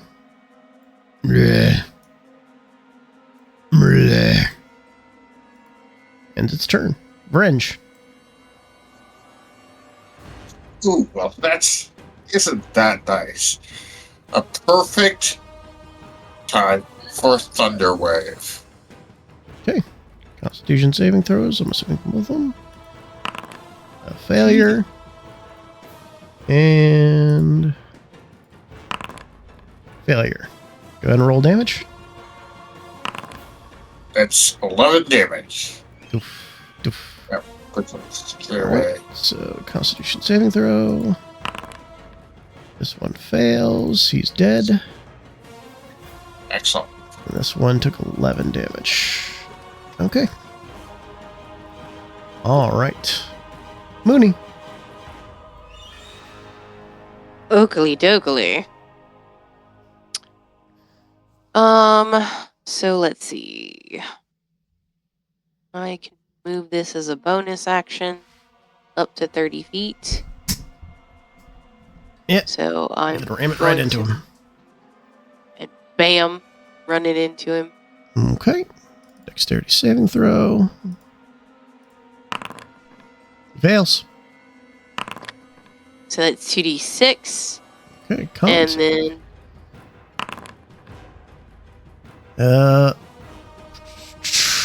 so that was 7 damage. Yeah, it goes down but comes back up. okay, and for my action, I'm gonna Starry Wisp him. Okay. Oh, Unfortunately, I the wanna use my Starry Wisp. inspiration. Oh, go ahead. I still have my inspiration from last turn. Okay. Try that again. No. Well, I tried. 9 will hit, actually. What? You're targeting Alright. the skeleton instead of the zombie. Zombies have very low AC. Oh, okay, gotcha. And you do 4 damage. Radiant, so it cannot regenerate. And it dies. That'll take us out of initiative. Yay. I'm useful for once. And you see a hole in the cavern that they were kind of patrolling in front of. I didn't mean to explode. Good thing I wasn't in range. Alright. Let's we made a lot of noise, so I don't think we made a lot of noise, so I think if anyone was in there they would have heard us. I still Hold on a have second. pass that a trace up. I'm So you gonna can make it continue a- stealthily. I'm gonna make an investigation check on this hallway to see if there are any traps. Okay. I will assist. Okay. So I'll roll again, which rolls higher. So, oh man. Okay, so as you kind of investigate and kind of look, this would be more of a perception check since you're not in it yet. You're kind of peering into it. So give me a Okay. perception instead. I'll still assist. Okay. So yeah, perception check. You do see no real traps per se, but you do see like a pile of rotten limbs over here, along with these stairs that go down into this ancient ruin. Okay. Well, if we're gonna go down there, we definitely need to be stealthy. Are the limbs from humanoids? Hard to tell from this distance. Okay. Yeah, I'll go in a little closer. So, but Okay. we're going stealth. I'm going stealthy. You want us to roll stealth checks? Yes, please.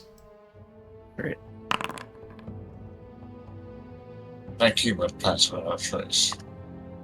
Well, you rolled survival, not dexterity. Oh.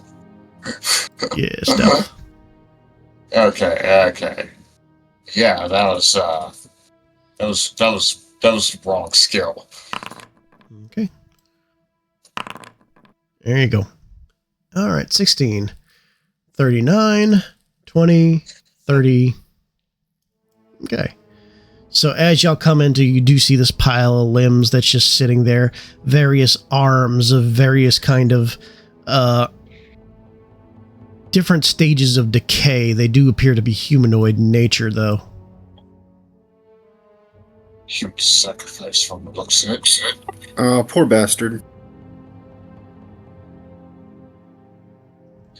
Okay. And then there's the stairs leading down into this, what you assume to either be an ancient ruin or some form of crypt. Yep. I will half speed start moving down the stairs. Okay. Yeah. Let me Continue to go move ahead stealthily and down there. transition into the next scene. 1 second.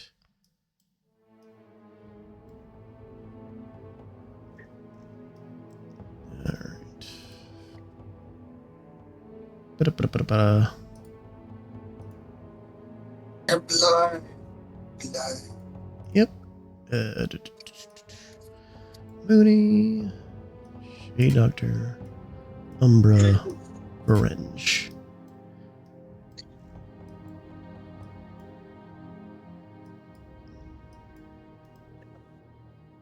Why do you have vision?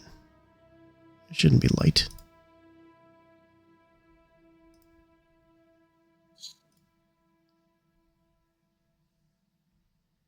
There we go. All right, so you move into this. Oop, no. Why'd that happen? You're still in the lights menu. You move into this darkened, ancient room fairly well placed stone that has seen a very large amount of time and rot and decay. There is that heavy scent of decay within this area that seems to pervade your senses. I'm gonna light a torch.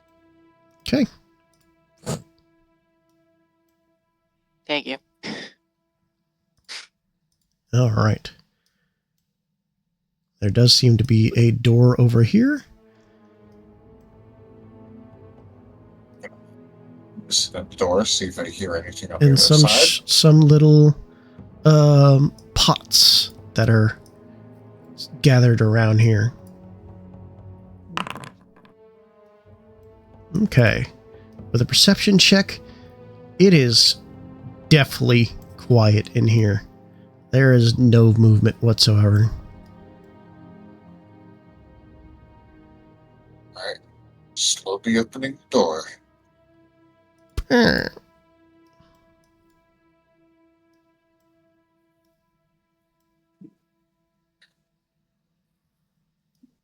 lot more doors over here. Or are these like little crypts? Like it's Yes. are these like little compartments?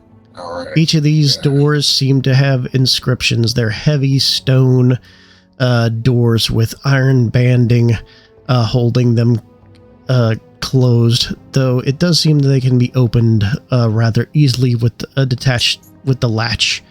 The iron is rusted. The names of these stones have been withered and aged with time, and cobwebs and whatnot.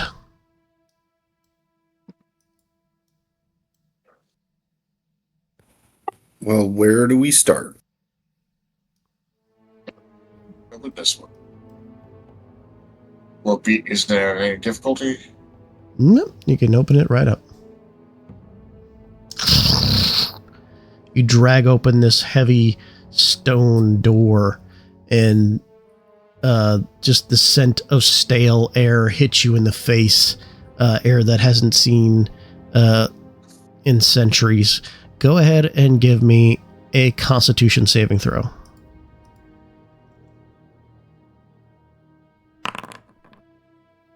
Okay. As you open this door and this air that has only been entombed with this rotting corpse inside of it, it attacks your senses and you start to choke and are unable to breathe for a moment. You take 3 poison damage. But as you open, the air dissipates and exits the chamber.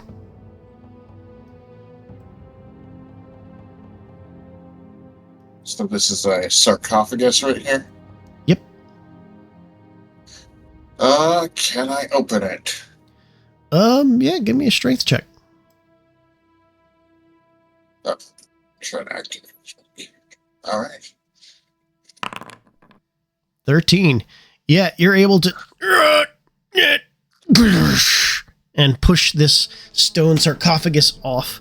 You see a skeleton there, clutching a sword over its chest, some form of warrior, a helmet on it that is badly rusted, and this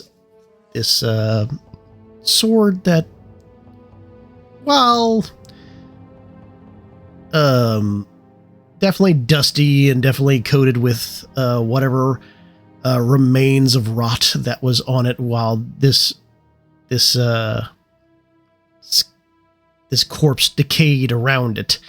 It does seem to be in well spirits. It does appear to be a long sword. Okay. I will take the long sword because it's very regular that this is in such good shape. Okay. As you go to grip the long sword, the skeleton rises and makes an attack at you.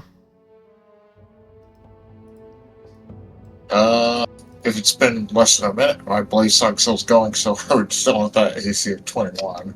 Okay. It fails. I don't think we really need to go into initiative on this because you guys will probably destroy the shit out of it. So we'll just say, Varenge, what would you like to do? I'd take out the Devil's Due and just shoot its skull off. Okay, that'll be at disadvantage because you are within melee. You would be basically right here after trying to grip it. Yeah, I was just thinking instinctively. 7 will miss. Shade Doctor, what would you like to do? I was going to shoot it by taking steady aim at it. Okay. 23. That'll hit. 4 damage. 10 damage. All right. And then I'll drop to my knee. When I take steady aim, I just drop to my knee so then others could shoot over top of me. All right. Umbra. Not Mind Sliver. Sorcerer's Burst. Okay.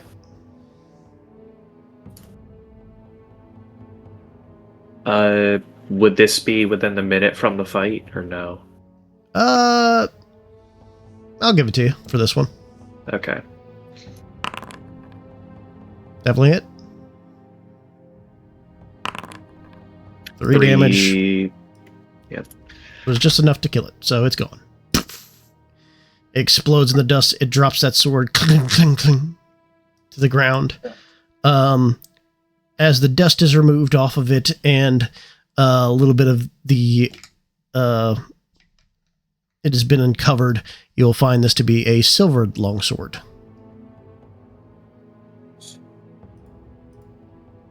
And Virge will say, I have it right where I wanted it. I can't use it. It's all yours. Uh-huh.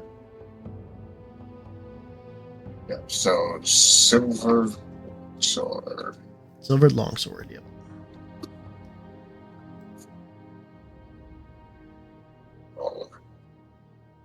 Or that.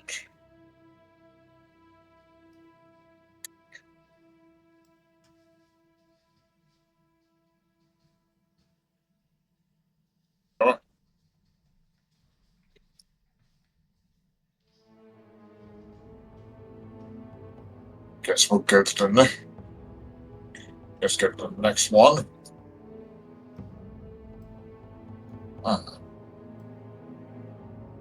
This leads to a hall. This is a hallway. Should we check we should probably check these other doors, because in case there's anything in them, don't want them coming at us from both ends or sides.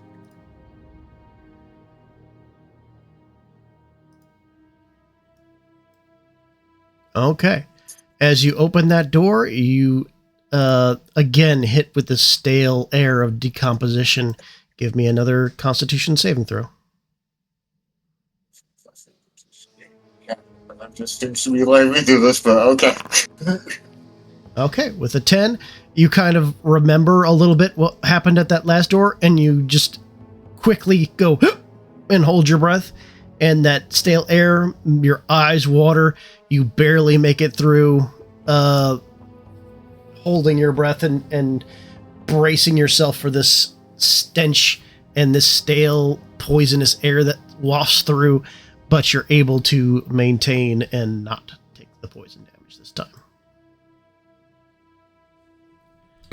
Okay, ready. I'm gonna open this one. I'll open this one too. Probably gonna be another skeleton. All right, go ahead Right, and check. give me a strength check. Oh yeah, you and push the coffin off on this one. However, this one seems to be a lot more gooey. It is very visceral with this rotten flesh on this skeleton still holding together. Its bottom jaw fallen off, but its eyes, one of its eyes still in the socket, white but bulging as you stare down at it. It looks disgusting. Doesn't seem to be having anything of value on it. There is a level of decomp in this coffin. To search it, you would need to start digging in.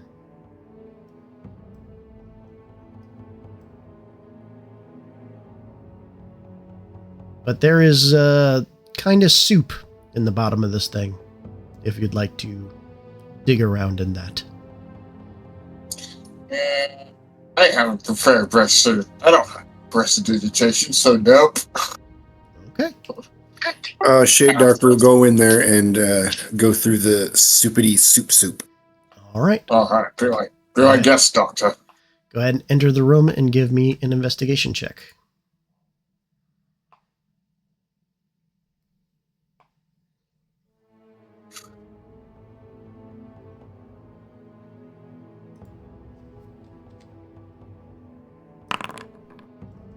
All right. With a 22, you do find a amulet around its neck that you're able to kind of unclasp as you kind of make your... Are you using gloves? Or are you trying to just use your daggers to kind of sift through it? How are you going through this? Are you just going full ham, digging your hands in there? A surgeon always uses gloves when dealing with bodies. I mean, I've got gloves on. Okay. All right. This isn't the age of plastics yet, so you probably have some leather gloves that you may have to dispose of after this. Yeah, you sift through it and you do find a amulet worth about 25 gold and 2 rings worth 10 gold each.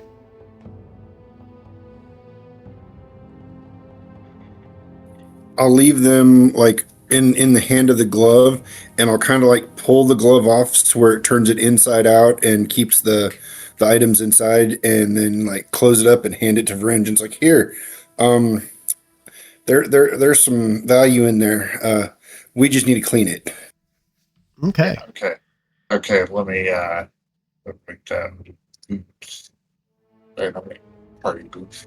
Was an amulet. Amulet worth 25 gold, and 2 rings worth 10 gold each. Okay. Will need to be washed before trying to sell. And the rings are worth 10 gold each. Correct. Okay.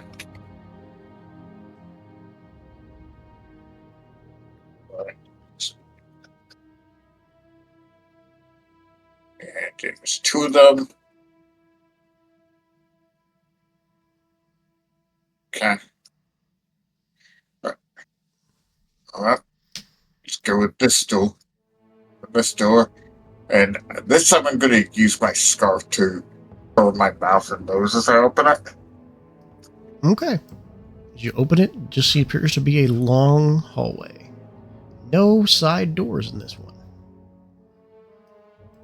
Well, let's open this one first, then we'll go down one of those hallways. Once again, using my scarf to cover my mouth and nose. All right. Give me a Constitution saving throw. I'll give you advantage. Nice. Okay, yeah, that stale air and decomp washes over you, but you're able to withstand it. All right, opening this one. Strength check, please.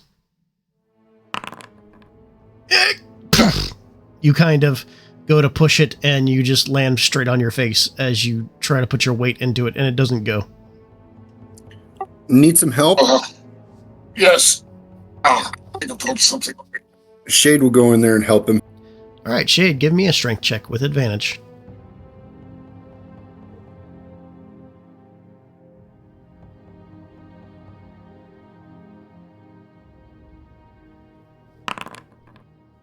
All right, as you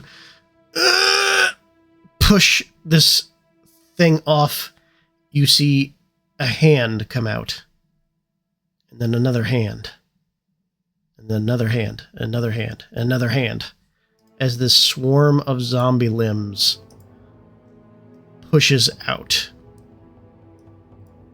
to grasp at each of you, pulling on it. And we will go ahead and enter initiative as you hear some things scurrying in the room behind.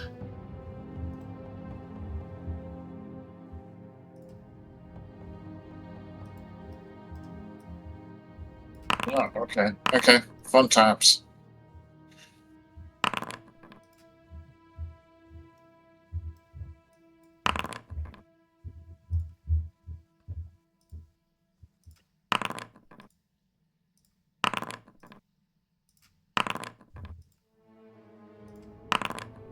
Luckily, they all rolled really low.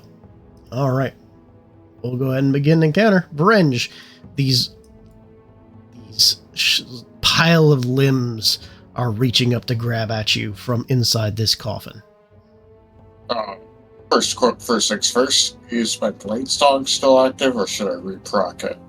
Let's see. You procced it over here, correct? When Skeleton? we were on the surface, I said if it would. When I was attacked by the skeleton, I said it's been over a minute at this point. Okay, so I will go blade song again, and let's try out my new sword. Okay, 14 will hit. Okay, It should add my intelligence modifier, so it should be a total of 6. Let me check something right quick. Did you choose longsword when you picked blade song, or are you? In the 2024 rules, it's any one-handed melee weapon. Oh, okay. So it's not that you have to choose the weapons. All martial melee weapons that don't have the two-handed or heavy. Okay. All right. So you said it adds your be +4, right? Yeah. So it'd be a total of 6 damage. Okay. All right. Is that in your turn? Yeah. Mooney. I can't hear you, sir, sweetie. Might have muted. Yeah, sorry, I was muted from stuff. Starry Wisp.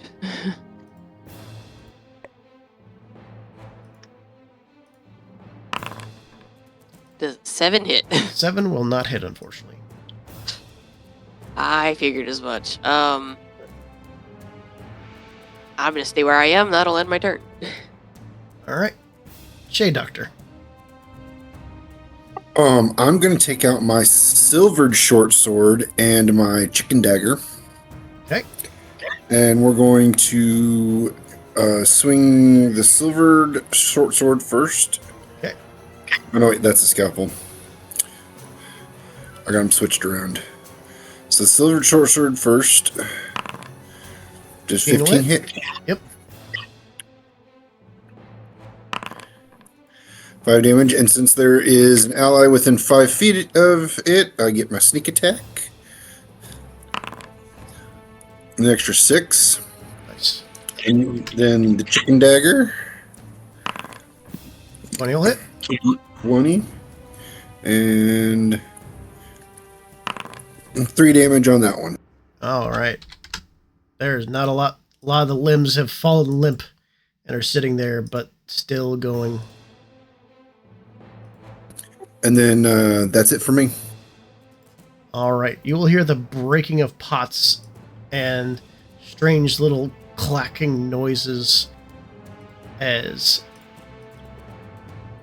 these skeletal rats start running into the room from behind.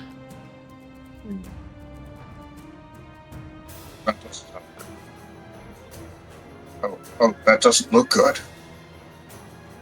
Right.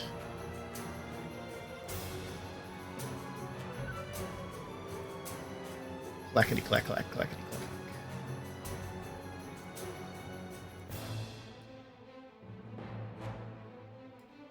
This one actually didn't have to sprint. Let's see. Evens, Umbra, odds, Moon. Umbra it is. Great. Alright, so it will fight. Ooh, natural 20. All right. Damage. 10 damage. Yeah, unfortunately, I Right. couldn't still rebarb that because I could not see the target. I'm pretty sure I have to see the target. Umbra, it is your turn. Pass out of trace is gone. All right. Well, I don't like these rats doing that.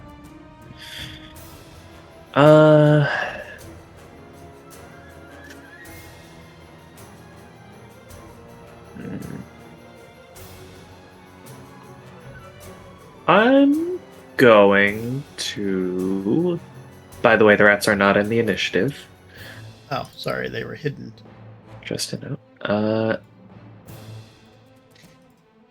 Okay. I'm going to cast Bane, targeting the hands and then the rats next to me and Mooney. Sounds good. Charisma saving throw, hands. Fail. Fail. Succeed. Strangely enough. All right then. Must have rolled a 19. Yeah. All right. And bonus action. I'm gonna drink a potion of healing. Okay. Is there a Bane thing?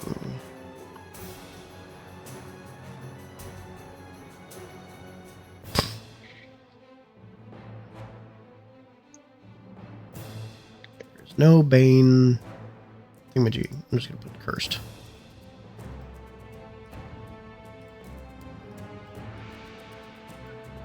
Okay, is that in your turn? Yes, that is going to be the end of my turn. All right, Swarm of Limbs. Swarm of Limbs will make 2 attacks. One on each of you with Bane. This is going for Shade Doctor.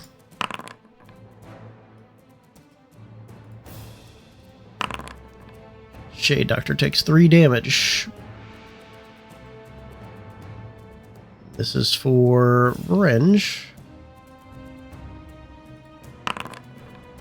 17 will miss.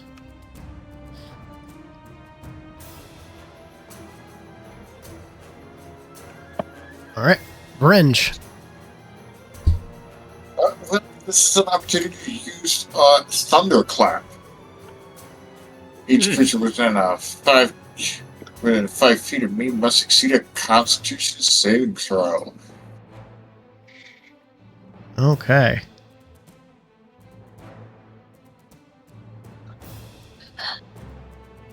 Remember, the hands have minus 1d4. Alright, D4. 2. What's your... it's a 14, so they still succeed. And the rats succeed as well. Unfortunately. Yeah. So it might be important for this dungeon.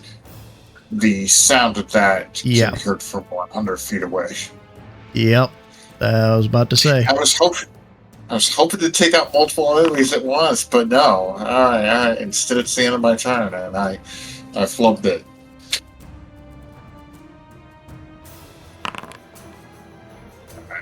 my turn. Actually, Okay. I'll move here so I can see the action in case it still rebarbs anything. All right, this became very dangerous all of a sudden, as you start to hear a lot of things stirring in this crypt. Mooney. Can't hear you, dear. So, Oh, there you go.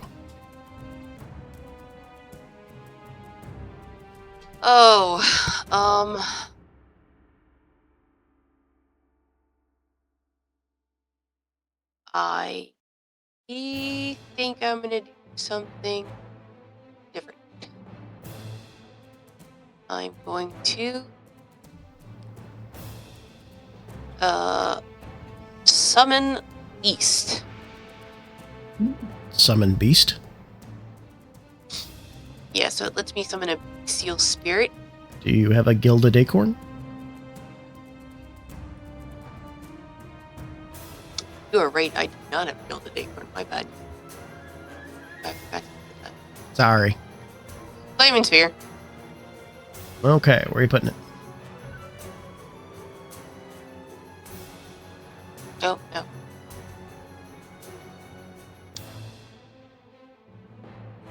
Fine. Don't worry about it. Hold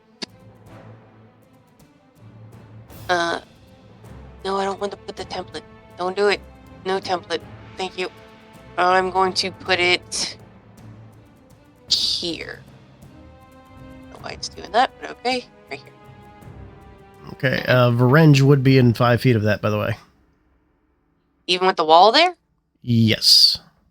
Ugh, fine. That's for you to put it You're right gonna want to there. put. Yeah. Ah! That is not what I wanted to do.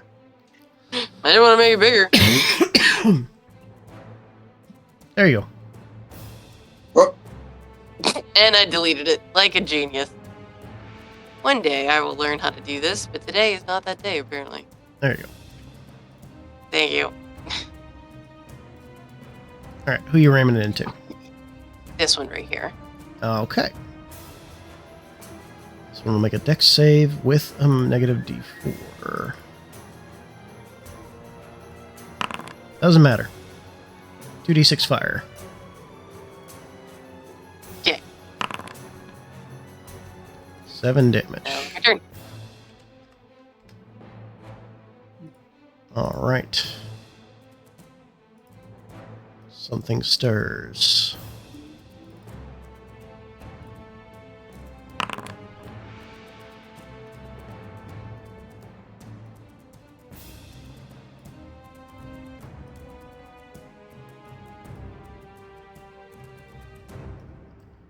Umbra, you see a zombie starting to crawl from down the hallway.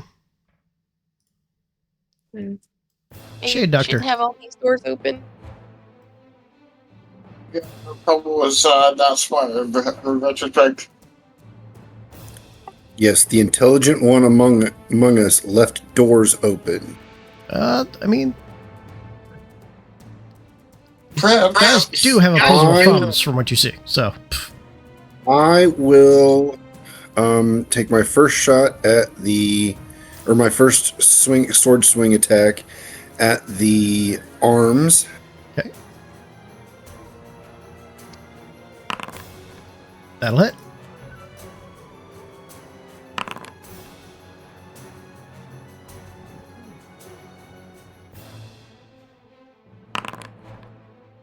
And the arms stop moving. And then I will offhand take a dagger, scalpel chicken dagger at the rats next to Varenge there. Okay. 15 will hit.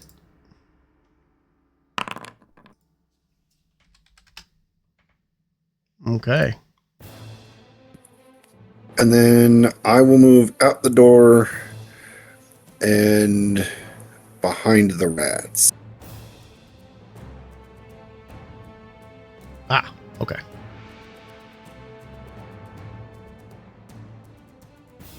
Here, I'll grab you.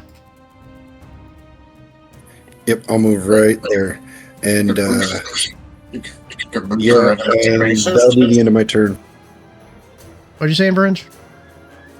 You can move through enemy spaces. He's moving at diagonal, so he's not really moving through them. He's moving through you, really. Yeah.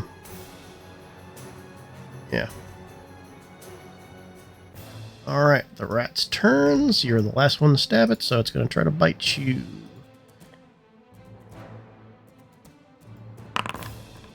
$13 will probably not hit. Nope. Nope, you need a 15. Alright. Next rats. It ended its turn next to the flaming sphere. It has to make a dex save. Oh, yeah, it did. Failure. Mooney, roll me 2d6.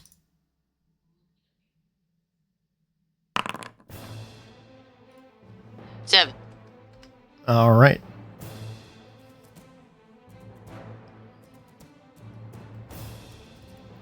This one will bite at Umbra.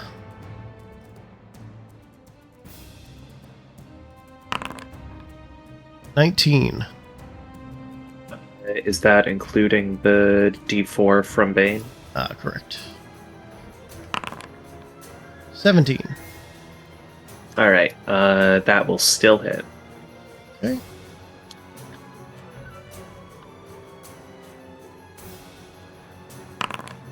Four damage. Okay.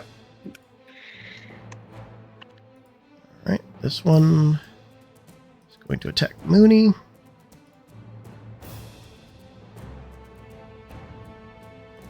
Oh wait, that other one also has to make a dex save against the flaming sphere. Right.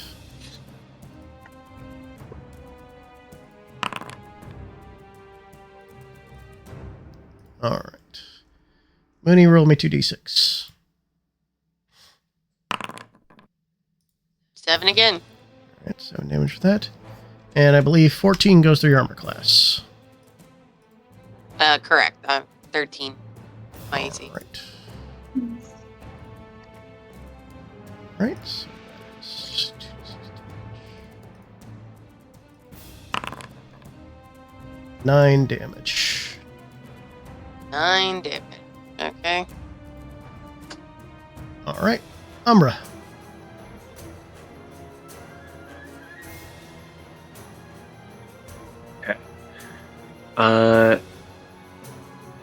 I am going to...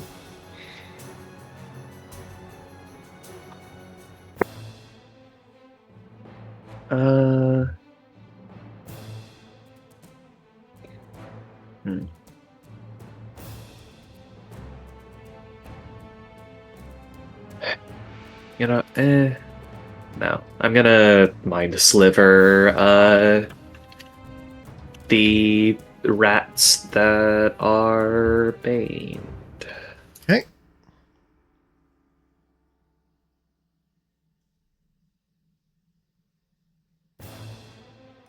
Oh yeah, Mooney, give me a concentration check on your what you call it? Minus a D4 from Bane. It got a 3, so it's...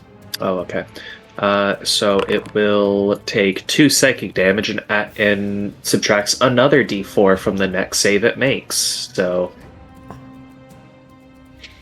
From the next save it makes? yep. Okay. For Mooney, the you're end still of my next turn. Okay. All right.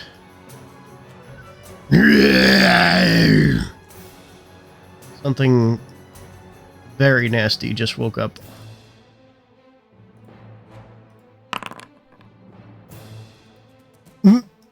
Okay. Vringe, I blame you.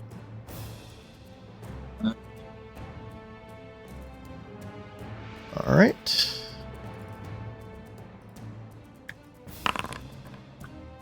Okay.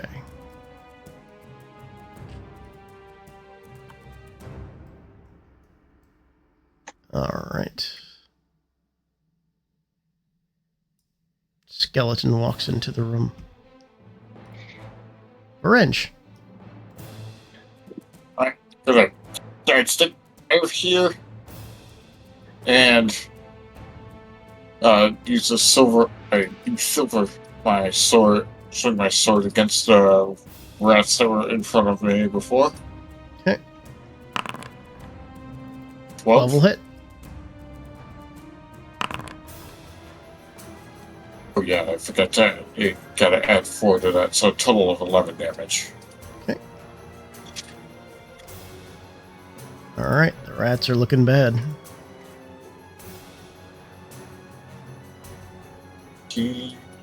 Do anything with my bonus action, so I'll hit right now. All right, Mooney. Alright, bonus action.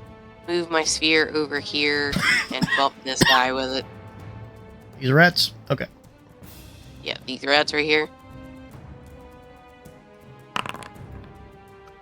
So it had a negative D4 from what you call it, and a negative D4 from Bane's, and it rolled an 8. So yeah, it definitely got hit. 2d6 fire damage. Okay, Wow. that's 10. It incinerates. Okay, and then I'm gonna Starry Wisp. Damn, can't Starry Wisp one from there. Disadvantage, huh? Oh. You could create bonfire, I guess. That would be another concentration spell. That's not concentration, yeah, I can't Oh, do that. yeah. Yeah, Never mind that. that's what I'm trying to see. Well, we'll just Starry Wisp this one then. That's fine, the one up here. All right, still at disadvantage since you got an attacker with you, but it's your best option at this point. Oh. Nope. 6 will unfortunately miss, though. Yeah, figured. Alright, that'll end my turn. Okay. Zombie starts marching.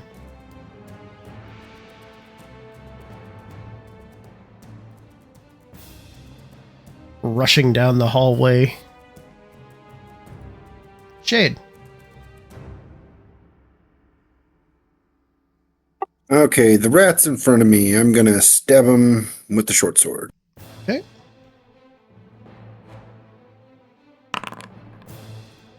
Nine will unfortunately miss. Chicken dagger.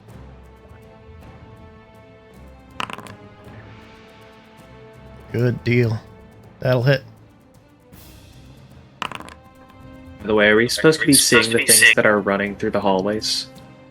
So as you actually see them, I'm putting them in initiative order. Okay. And since it's my first hit, I get the sneak attack because it's within 5 feet, and it gets an extra 4, so a total of 7. And with that, those rats will go down. Because I don't see anything in the hallways.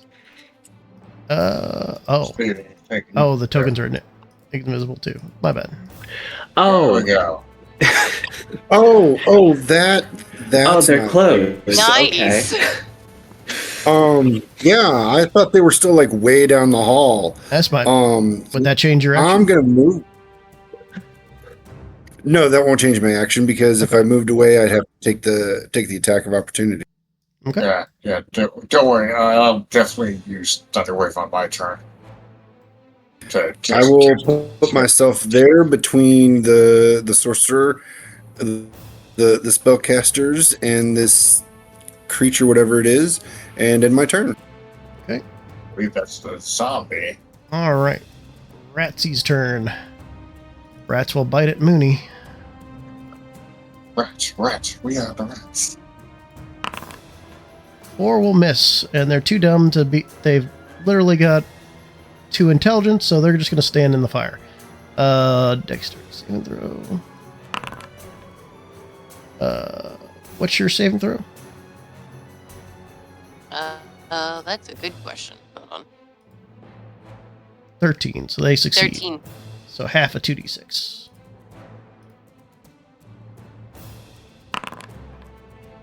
So 3. 4. 4. 3 damage. Okay. And its turn. Umbra. Alright. I'm gonna.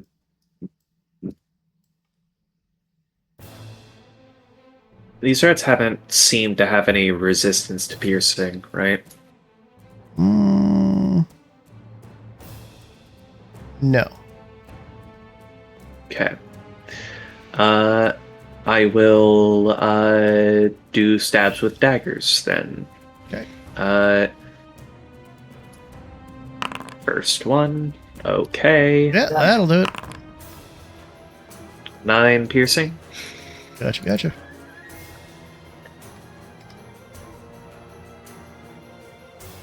Still up. Yep. Bonus action, second dagger. 11 to hit. That'll hit. That'll be 3 damage. Okay. Still up. A couple of the rat skeletons have blown away, but still there. Alright. That is my turn. All right. Also, because the 2 things that were banned are dead, I'm dropping concentration on that.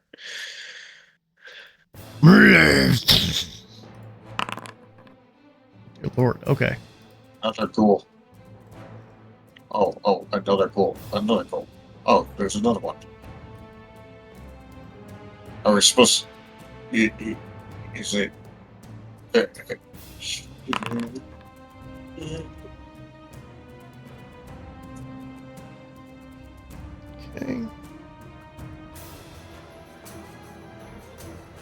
Right. Skeleton turn. Skeleton will short bow at the doctor.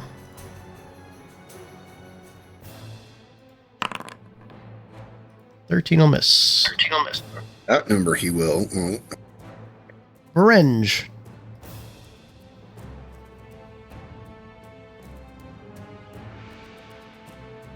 Yeah. Yeah, I'm thinking.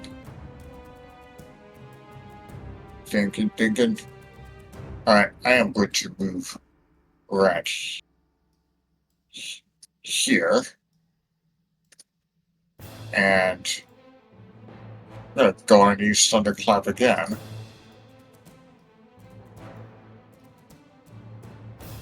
So, both these creatures make a Constitution saving throw. Right. Fail. Excellent. They both take 6 damage.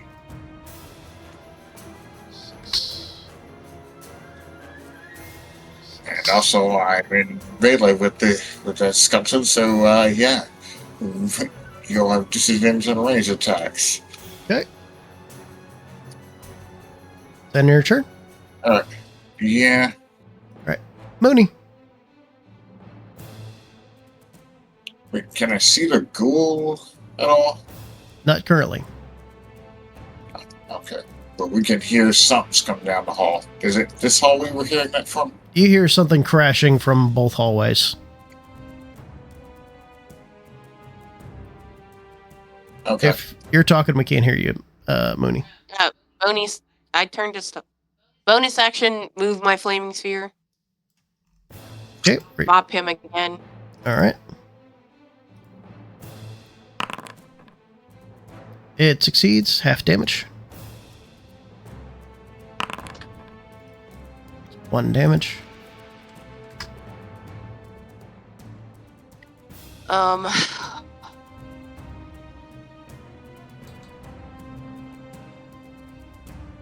You know what? Just because it's gonna be disadvantage if I cast, I'm just gonna whack it with my quarterstaff, the one right in front of me. All right. 16. 16 will hit.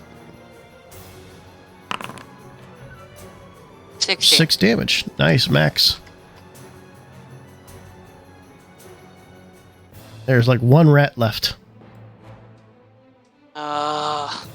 Alright. Enter. All right.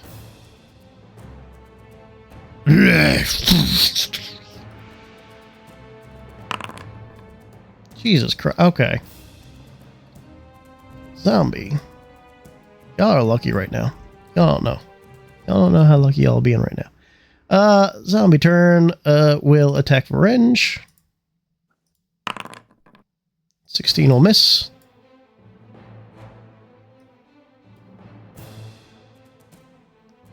Shade Doctor. I will go silvered short sword to the zombie thing in front of me. Okay.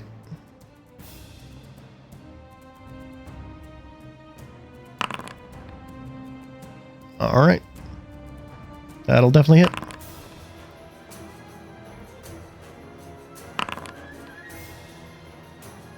Total of 10 damage for that, and then I will chicken dagger it.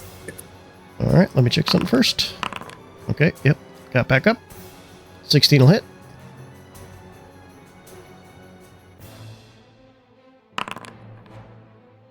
Damage. All right.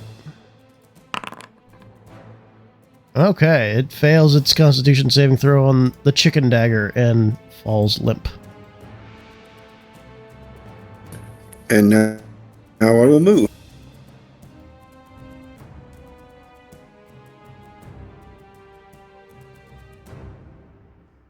Okay. To here, and so I can help Mooney if she doesn't kill it in the next turn.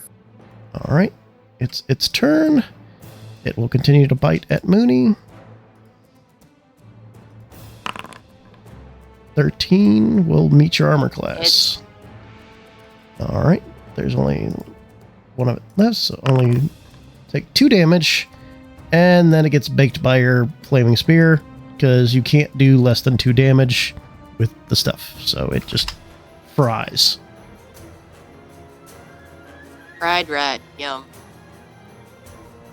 Fried skeleton, but yeah. Umbra. All right. So it's just the skeleton left. You still hear noises coming from both halls, but the skeleton is what you can see. Okay. Sorceress Burst. Definitely hits. 1 point of damage. Still up. That will be my turn. Alright, skeleton's turn. It's going to short sword at Varenge. 12 will miss. Your turn, Varenge. Oh wait, I missed something. 1 second.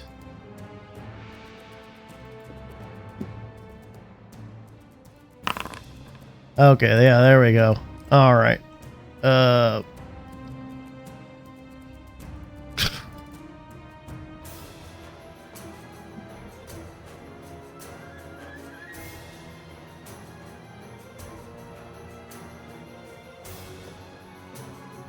Yeah.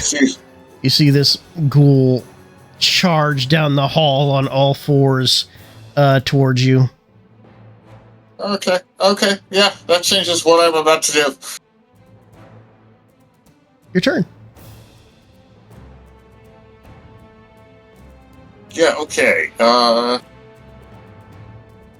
I'm casting Thunder Wave at 2nd level because no.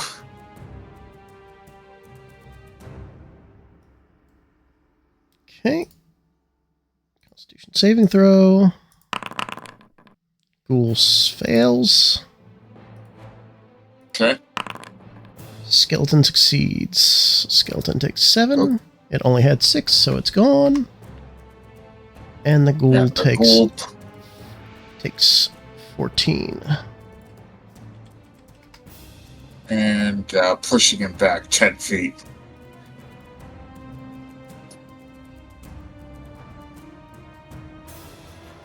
Okay. Mooney. Alright, so bonus action, moving my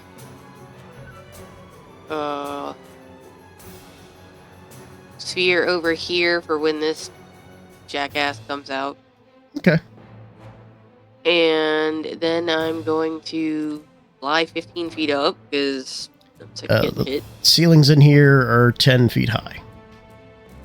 10 feet. I'm on the ceiling. Okay. And starry wisping this guy. Okay.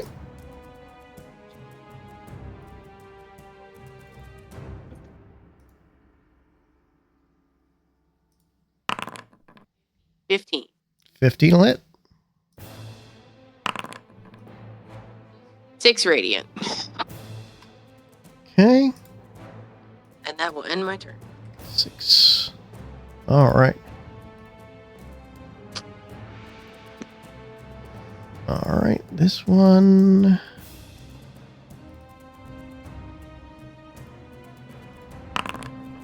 All right. Finally. So above board, they've been. The ghouls haven't come out yet because they've been rolling horribly to open their own goddamn sarcophaguses. No issue. Well, I mean, that's good for us, so, alright. Charges down the hall. Shade Doctor. Oh boy. Dropping the sword and dagger and taking out the bow, I will then drop to a knee, taking steady aim at the ghoul to the north. Okay. And shoot it with my bow. 22 will definitely hit.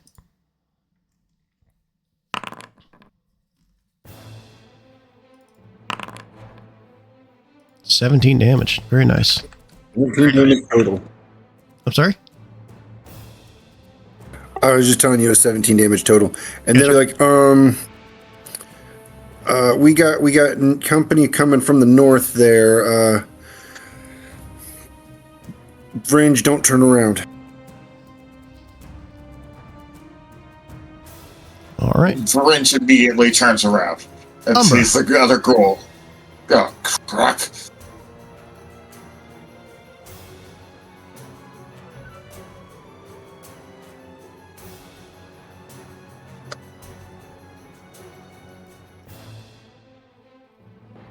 Umbra? Oh, sorry. You're good. I fully zoned out for a moment. My bad. Happens. Okay. This is time to pull up all the stops. Yeah. Bonus action, innate sorcery. Action cast. This one's up next. How hurt is this one? They're both bloody. Both bloody. Okay. In that case, Alright, both got hit. probably not great intelligence-wise. If If it doesn't- a door. Either this kills it, or who knows? Tasha's Mind Whip Which one? The one on the east? on the one on the right, Okay. because that's the one that's going next. It fails. All right, Oh. that will be 7 psychic, and it has to choose between a movement, an action, or a bonus action on its turn. It does not get. It only gets one of those 3. Very nice. So if it moves up to fringe, it cannot attack or do anything else except that movement. Okay. Is that your turn? That will be my turn. Okay. It is the ghoul's turn. It kind of like looks to charge forward, but then just kind of like narrows its eyes a bit.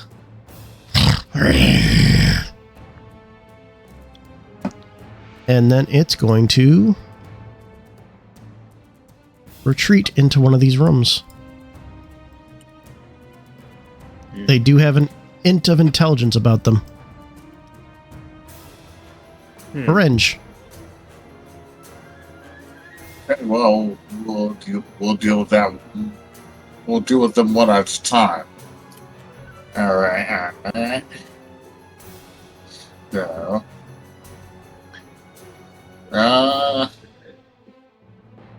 Alright. So I guess I'll move over here, and I'm going to shoot this guy with Devil's Due. Okay. Okay, let's see if I can do this with the custom formula. Shouldn't I add more proficiency to it? Oh wait, no, I don't have proficiency in firearms. Nope. Why did it roll at advantage? That's weird. Oh no, it rolled 2. Never mind. But I'll roll again. I see where I got it. Okay, so let's have. Is there something wrong with the attack button? Probably not. There we go.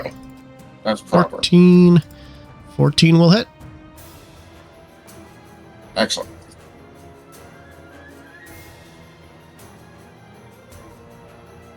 And oh yeah, and 1 to the down, so that it's done properly. Okay, 12 damage. Why are you adding +1 to it? Oh yeah, it's because of my blade song. But now I think about it, it might not apply to. Yeah, no, Blade Song only Okay. applies to melee weapons, so this would only be 11 damage. Okay, well, all right then. All right, but it still No takes problem. 11 damage, and a 13 would still hit. Okay. All right, does that end your turn? Offhand, throw a dagger. The Devil's Due is not a light weapon to be able to throw a dagger offhand. Well then, never mind. All right, so I'll end my turn then. Okay, Mooney. All right. Bonus action. No, I don't want to make it bigger. I want to. Damn it. 30 feet. I can put it behind this guy. I don't know why I drew a second one. I meant this one I had. Oh well. Sorry.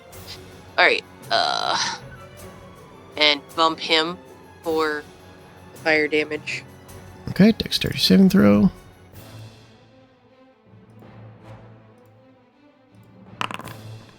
Succeeds. So 3 damage. And then Starry Wisp him.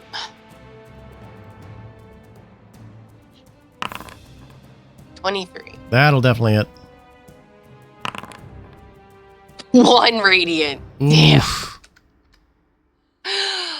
Yeah, and that ends my turn. Okay. It is his turn. He'll rush up to Varenge and he makes a claw.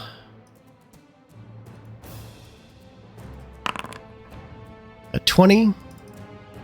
That will not hit. You see, it's 21 while I have my blade song going. All right. And then a bite. Miss as well. Shade Doctor.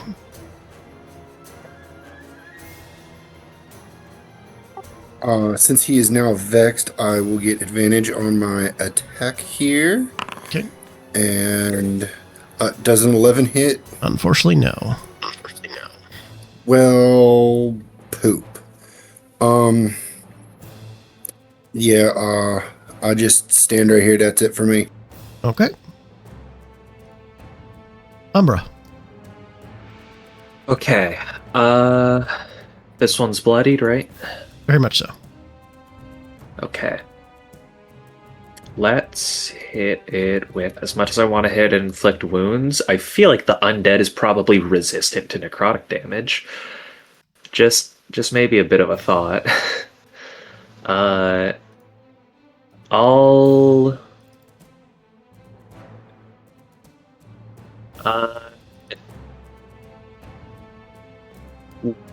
Witch Bolt it.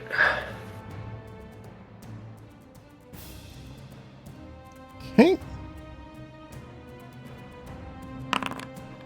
That'll definitely 22 hit. to hit for 14 lightning damage. As the lightning arcs over its undead form, it shivers and then falls limp. All right.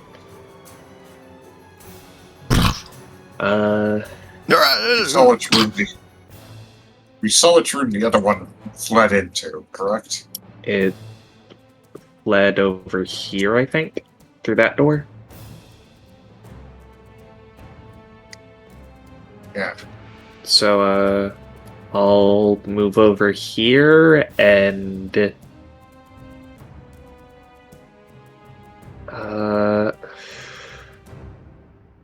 so it's here, so it's 15.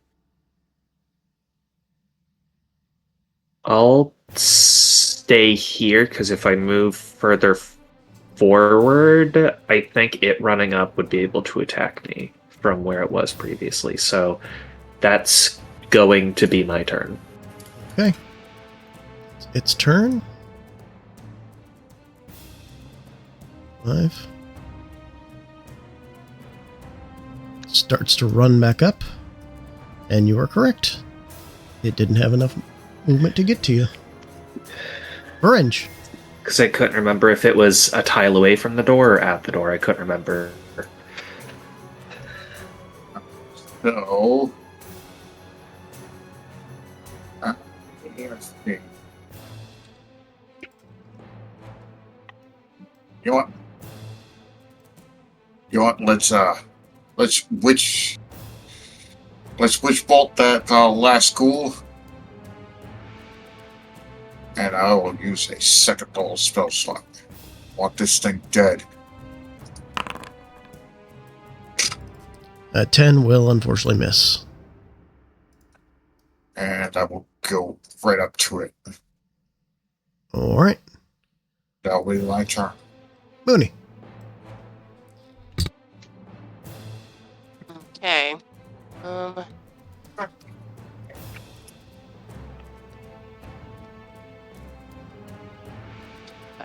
Okay, so I can this sucker behind Okay. and bump. Is there a saving throw? Succeeds, half damage. 5. And then start with me. The 11 hit. 11 will fortunately miss. Alright. That's my turn. Shade Doctor. I will take steady aim at the last.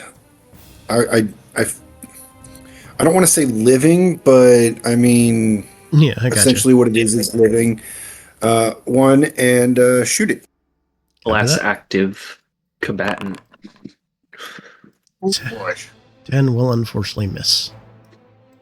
I'm just going to stand here impotently as I miss. Alright. Umbra. Okay.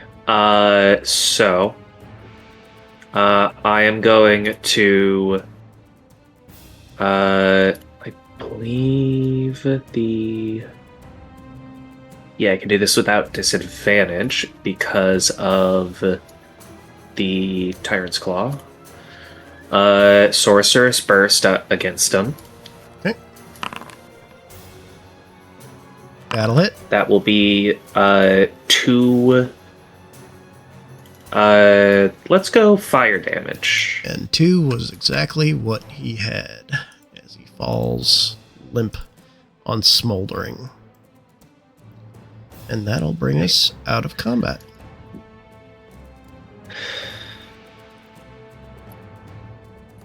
I will stow my bow, pick up my short sword and chicken dagger, stow them, and start retrieving arrows. All right. So, yeah, closing doors now. Could I make a check for this guy running away and it seemed like, oh, they have some intelligence to them with that whole thing? Does it seem like they were getting commanded by something to retreat? Make me a history Like something check. else was kind of pulling the strings? Okay. 6. Yeah, no, just looks like some kind of weird zombie with pointed ears and very sharpened teeth. Okay. Is there anything else in the sarcophagus that the limbs jumped out of? All right, let me check that one. Nothing in that one in particular. All right. Well, then, I shot and 3 close it off. arrows. All right, so you're able to recover 2. And then I want to check the skeleton that had the bow. I want to see how many arrows he's got. Let's see if he's got anything that's even worth anything. This a D6 minus 2. Okay, yeah, so you find 3 arrows. They're very rattly, but they'll make do in a pinch.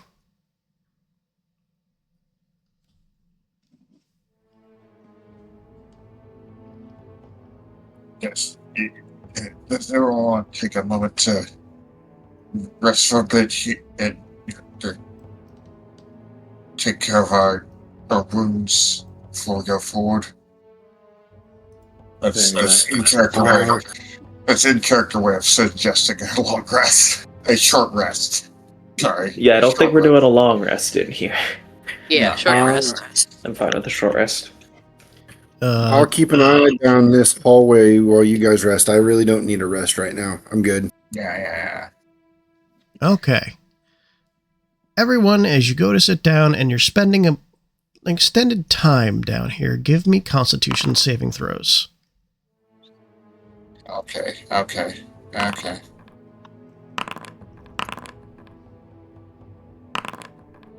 Mooney, in the middle of sitting down here, you start hacking and coughing.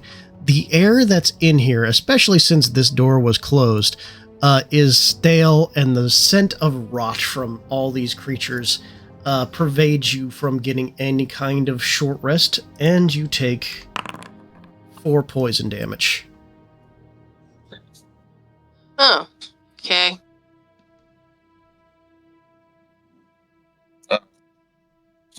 Being this, for instance, here, and I will hand Rudy one of my potions of healing.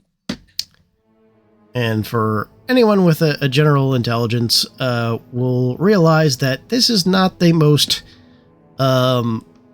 great place to spend an hour in. You're able to spend short times, but as you've been opening doors and more of these doors have been opened up by the creatures, the rot, decay, and just straight up stale air and lack of fresh oxygen is not good to breathe on a continuous manner. I probably should bring it outside. Sorry.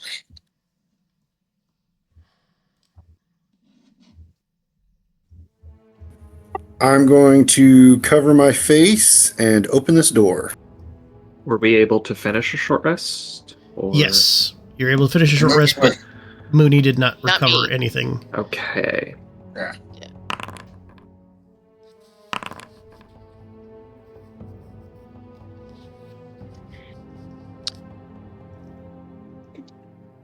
I'd like to use my kit. Yep.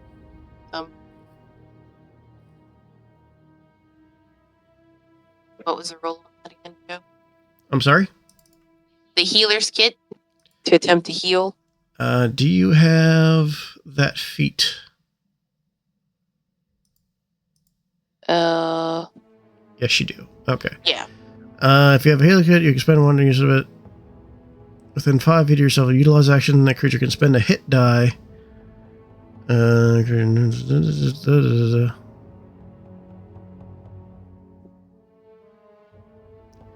Yeah, so basically you get to roll a hit die. Okay. So usability and roll me a hit die. Copy. which is what? Is it a D6? What if I turn this D8? D8. Yeah, for you it's a D8. And Okay. you also expend one use of your healer's kit. Max. Nice. Nice, yeah. So 8. Okay. I've taken your healer's kit down 1 point. I already done did that? it. Okay. Yeah. So you're at 9. Okay. I do need a hit die to be gone, though. I don't know how to get it to do that without without making it do a short rest. Boink. There you go. Oh, I should have just edited my character sheet. Duh. Sorry, go ahead. There you go. All right. So, Shea Doctor, you were opening which door? This one? Yep. All right. Pop it open.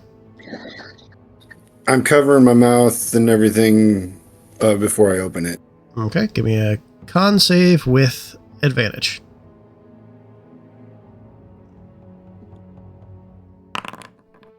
All right. You're fine as the stinging air rolls past you, but you're able to stomach it. Gonna I will. Gonna help him open the sarcophagus. All right.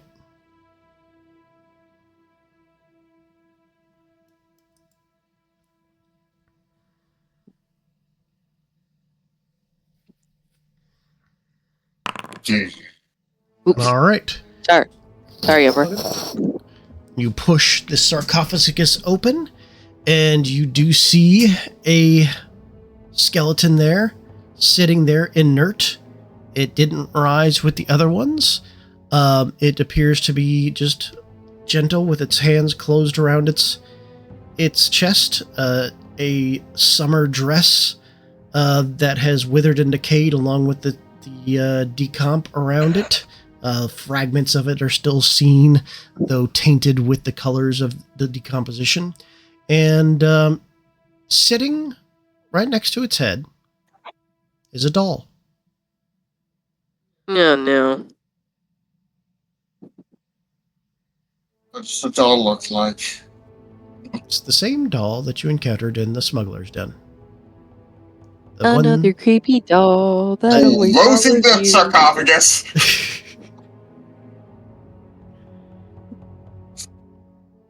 I put the sarcophagus lid back on it. Okay. In fact, let's pile some bricks on top of the sarcophagus. Okay. I don't think that'll change anything.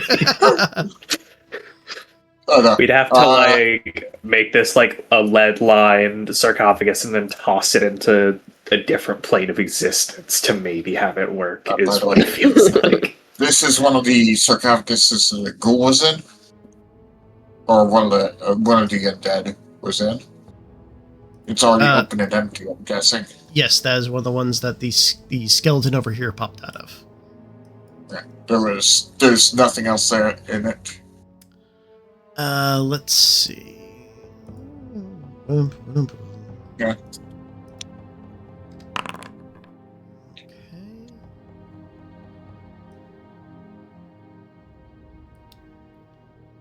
You find a holy symbol. Do I recognize Yeah, what religion? it's a common holy symbol of Tyr. A Tyr? Yeah. Let's see, Tyr. It's Tyr the god of? I believe it's justice or something like that.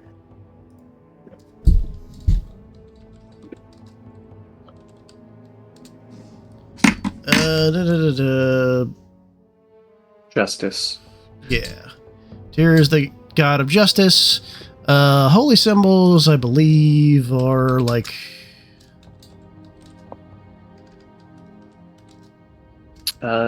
Symbol, balance scales resting on a warhammer. Yeah. And their holy symbols are generally worth 5 gold. Yeah, I'll go I'll fucking ticket.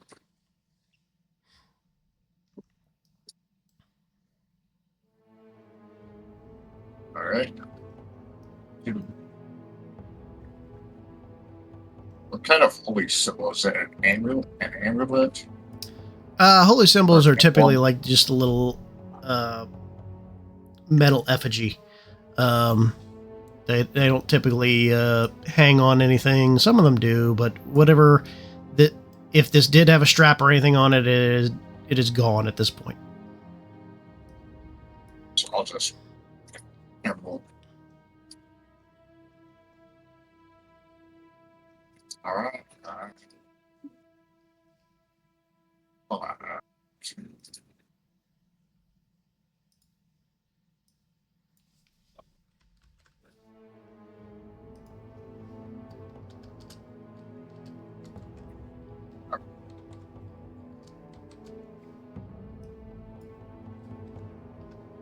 Okay.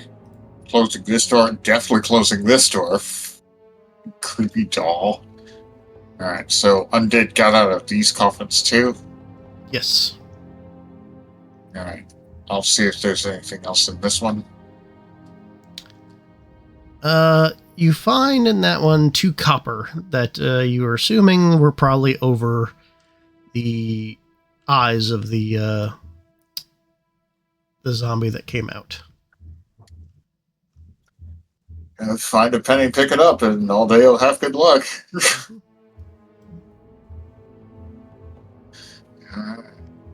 What about this coffin? So as you look into that Now coffin, you find fresh bones and remnants of sinew and meat and blood splattered all around this room. This was the sarcophagus that the ghoul was resting in. Okay, that's where the ghoul was from. Alright.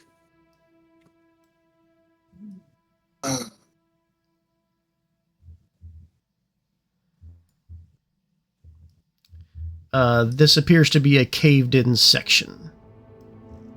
And the edge of the map, for all intents and purposes. Okay, got it. That was going to be my question. Is this wall or is it... Oh, so we can't go through there? Okay. No. Okay. Yeah, now I'm... Alright, so...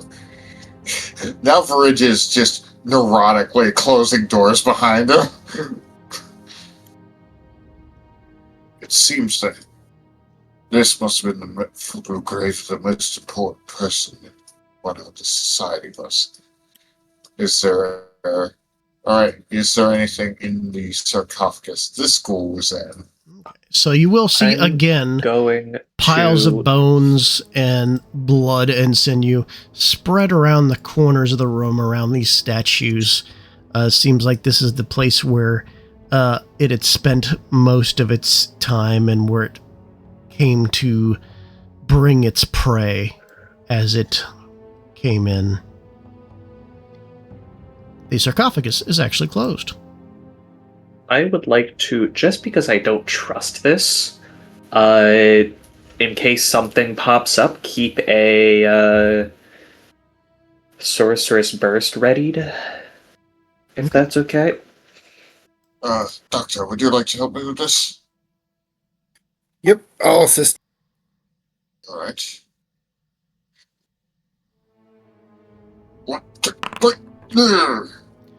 Okay, so the both of you, as you open this sarcophagus, you see a symbol on the top of it start to glow a fine blue and then turn a bright red. Give me charisma saving throws.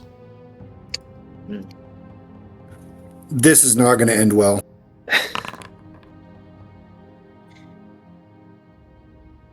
Remember, I have a negative charisma modifier.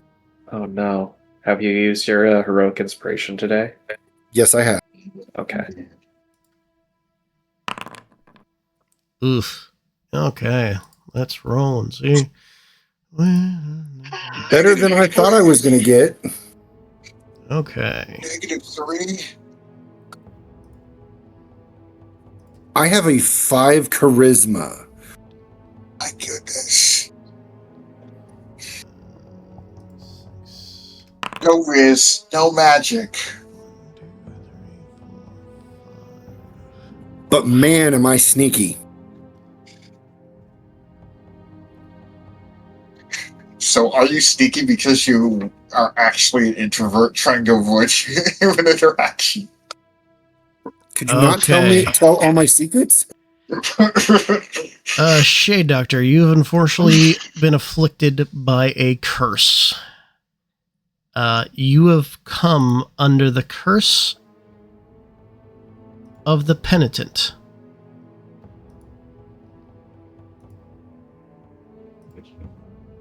As that symbol of tear glowed on that sarcophagus.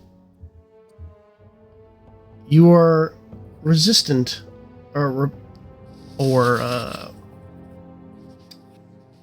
kind of hesitant on making the final blows against your foes. In order to attack a creature with a harmful spell when they are below 10% of their health, the afflicted must make a DC 13 Wisdom saving throw. On failure, they will automatically miss the attack. Also, while creatures are below 10% of their health, they have disadvantage on attacks on the afflicted, sensing their hesitancy. Okay. Question about this. Can be removed by a remove curse. Yeah, so attack or target a creature with a harmful spell. I'm guessing that's just attack rolls or target it. Like those are two separate things, not attack or target like as one thing tied to harmful spell. If that makes sense. Like it's not only spells. It's attacks in order to attack or target a creature. Okay. Comma. Alright, I need to write that. Okay. Attack a character or creature or hit. Attack a creature or target it with a harmful spell. Or hit with a harmful spell. Yeah. Attack or target a creature in general or hit with a harmful spell. So there we go. Got it. Okay. So, important question. Yep. Because there were a couple ways of reading that. In character, how do we recognize that he's been cursed? Don't know. Y'all want to roleplay that he doesn't? It's fine by me. But I think I'll roll a religion check to determine if that does, because I know something happened. Yeah. Okay. Oh, good lord. When it turns red, you see that red energy kind of rushed into the Shade Doctor, and while outwardly he looks fine, you do sense some kind of jitter behind his eyes. Are you right, Doctor?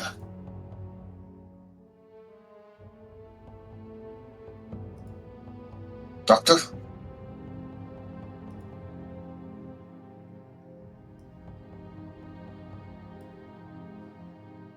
He's speechless. Is he muted?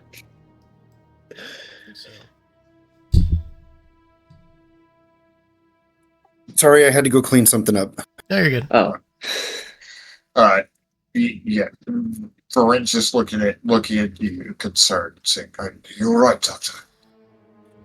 I'll be fine. It'll be okay. It's nothing that hasn't happened before. All right. That seemed like you might need to go to a temple, but if you think you could handle it. Was that all that was in the sarcophagus? No. Inside the sarcophagus, you'll find two things. A cloak that, despite the decay in it, has, for the most part, stayed intact, though it smells to high heaven. And the second thing, let me double check here.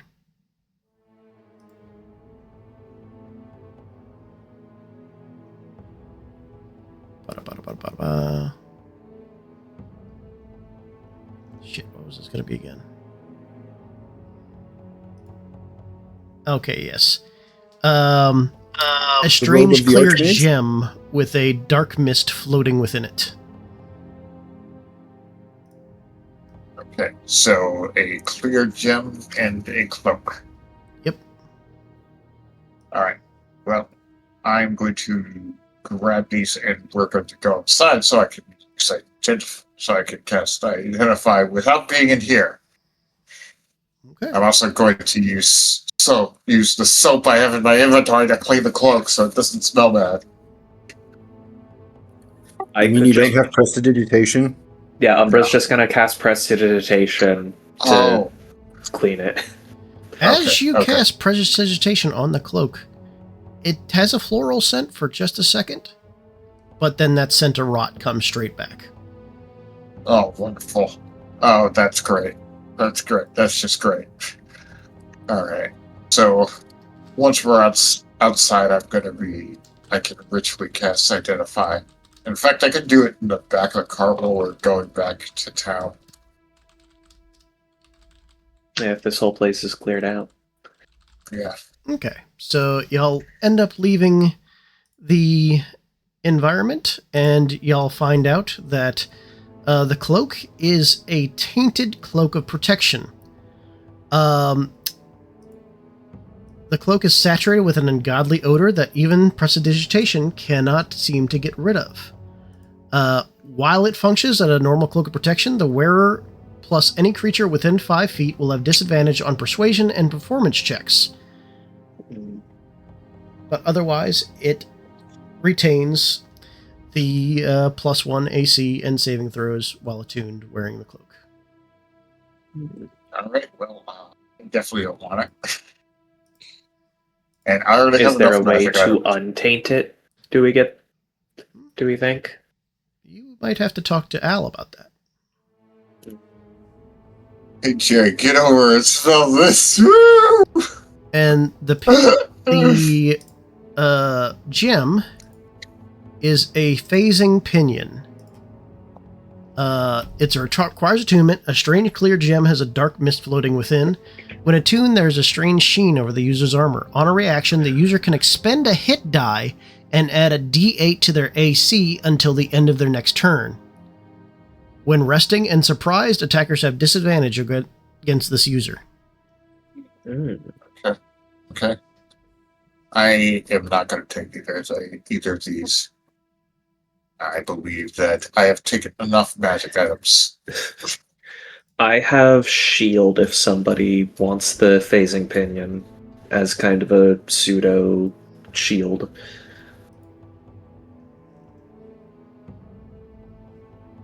I guess that means I will take it. Yeah.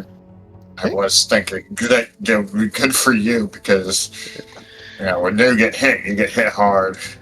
Yeah, Okay. and then we can see about... Well, I'll offer it to Arendelle next session and see if he wants it, but I'll take it otherwise. And then we can see about put the tinted cloak of protection in the party loot and we can see about untainting it when we get back to Silverymoon, and then figure out who wants it then. Okay.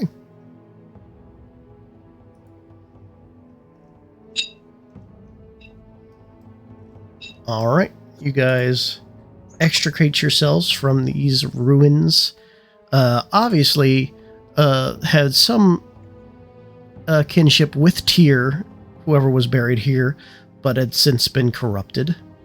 But this place has been essentially cleansed for the most part of their undead occupants as you make your way back to the camp. And you were on the second part of your day, I believe. Let me double check on that.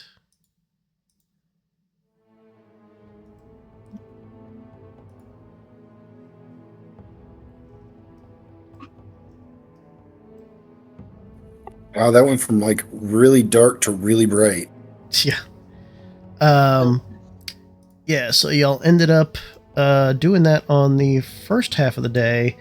The second, we'll just have to roll one more encounter, and then you would make it to the Sunderbar by nightfall. All right, let me just roll that right quick.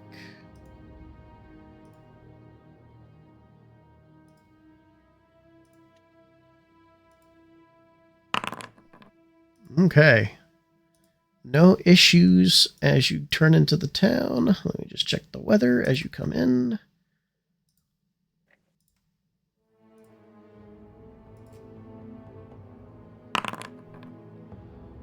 Light rain, or in this case, snow, as you come into Sunderbar for the evening. You turn into the city. The guards remember your party and allow them in. At that point, you're able to sell the scarves, or turn in the scarves, I should say, to the guards, of which you have 9.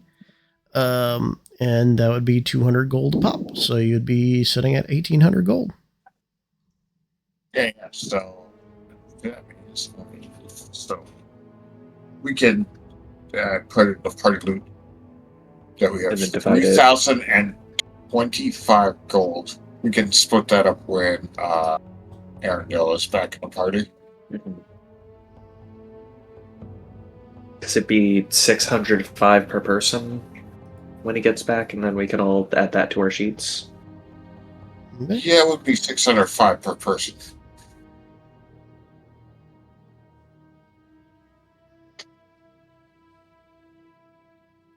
Okay.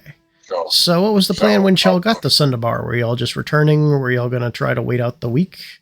It would be still about, took you 2 days to get there, 2 days to get back. So it'd be another, they operate on a 10-day. So it would be 6 days before that caravan goes back to,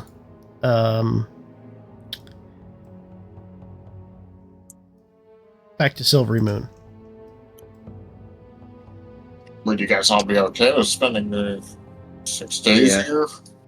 Yeah, definitely. While we're turning in the thing, make sure to tell them about how the guy who seemed to be the leader turned into mist when we were killing him and disappeared.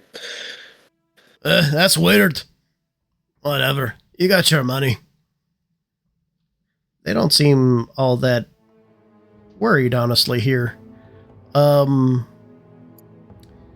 But as you know, these rough and tumble dwarves don't seem to be all that interested in people that are traveling between the cities unless it's their own.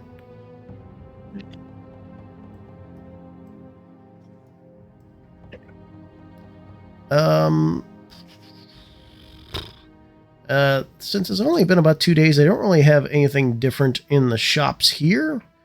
I will say that Arendelle's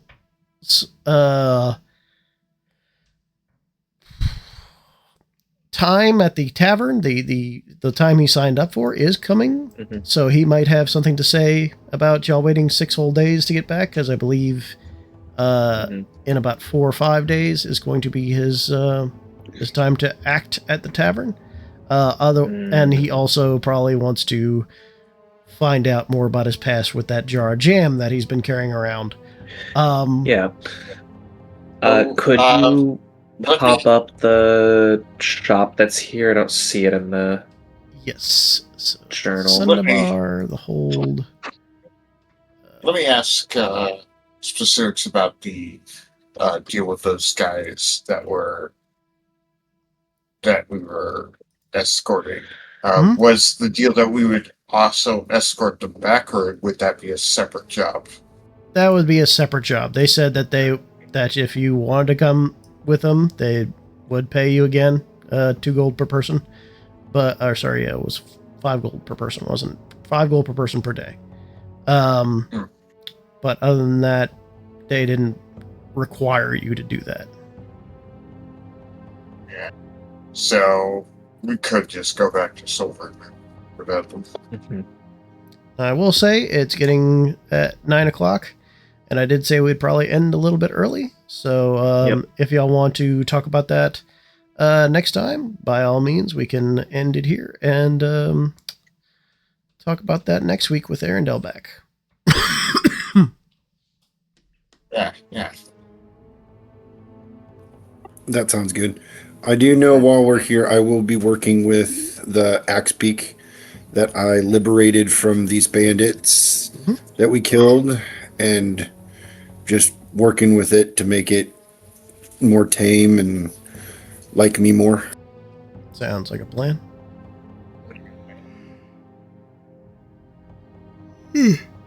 All right, gang. Well, we'll go ahead and end it here. Thank y'all for playing. I'm sorry we had to miss last week, but we're back on the recovery, so should be normal for next week. And I appreciate everybody who's watching and everybody who is... Wow, we got a good few people in there. I appreciate everybody watching, and I appreciate you guys for playing. And we'll talk to y'all next week, okay? Yep. All right. See y'all next week. All right, everybody. Well, I certainly appreciate everybody being here and everybody lurking that are lurking, or if you're watching, I appreciate you watching. Ended a little bit early just because we're still a little bit under the weather. Hopefully we'll be back up and doing normal stuff by next week, and have our game on Tuesday as well as the normal game on Wednesday as well. If you enjoyed this entertainment and want some access to the assets I use in game, I do have a Patreon that's listed in the channel information below, as well as do have some little merch on Redbubble and whatnot that you can support the channel with. Otherwise, have a good night, y'all. Appreciate the hell out of you, and we'll find somebody to raid.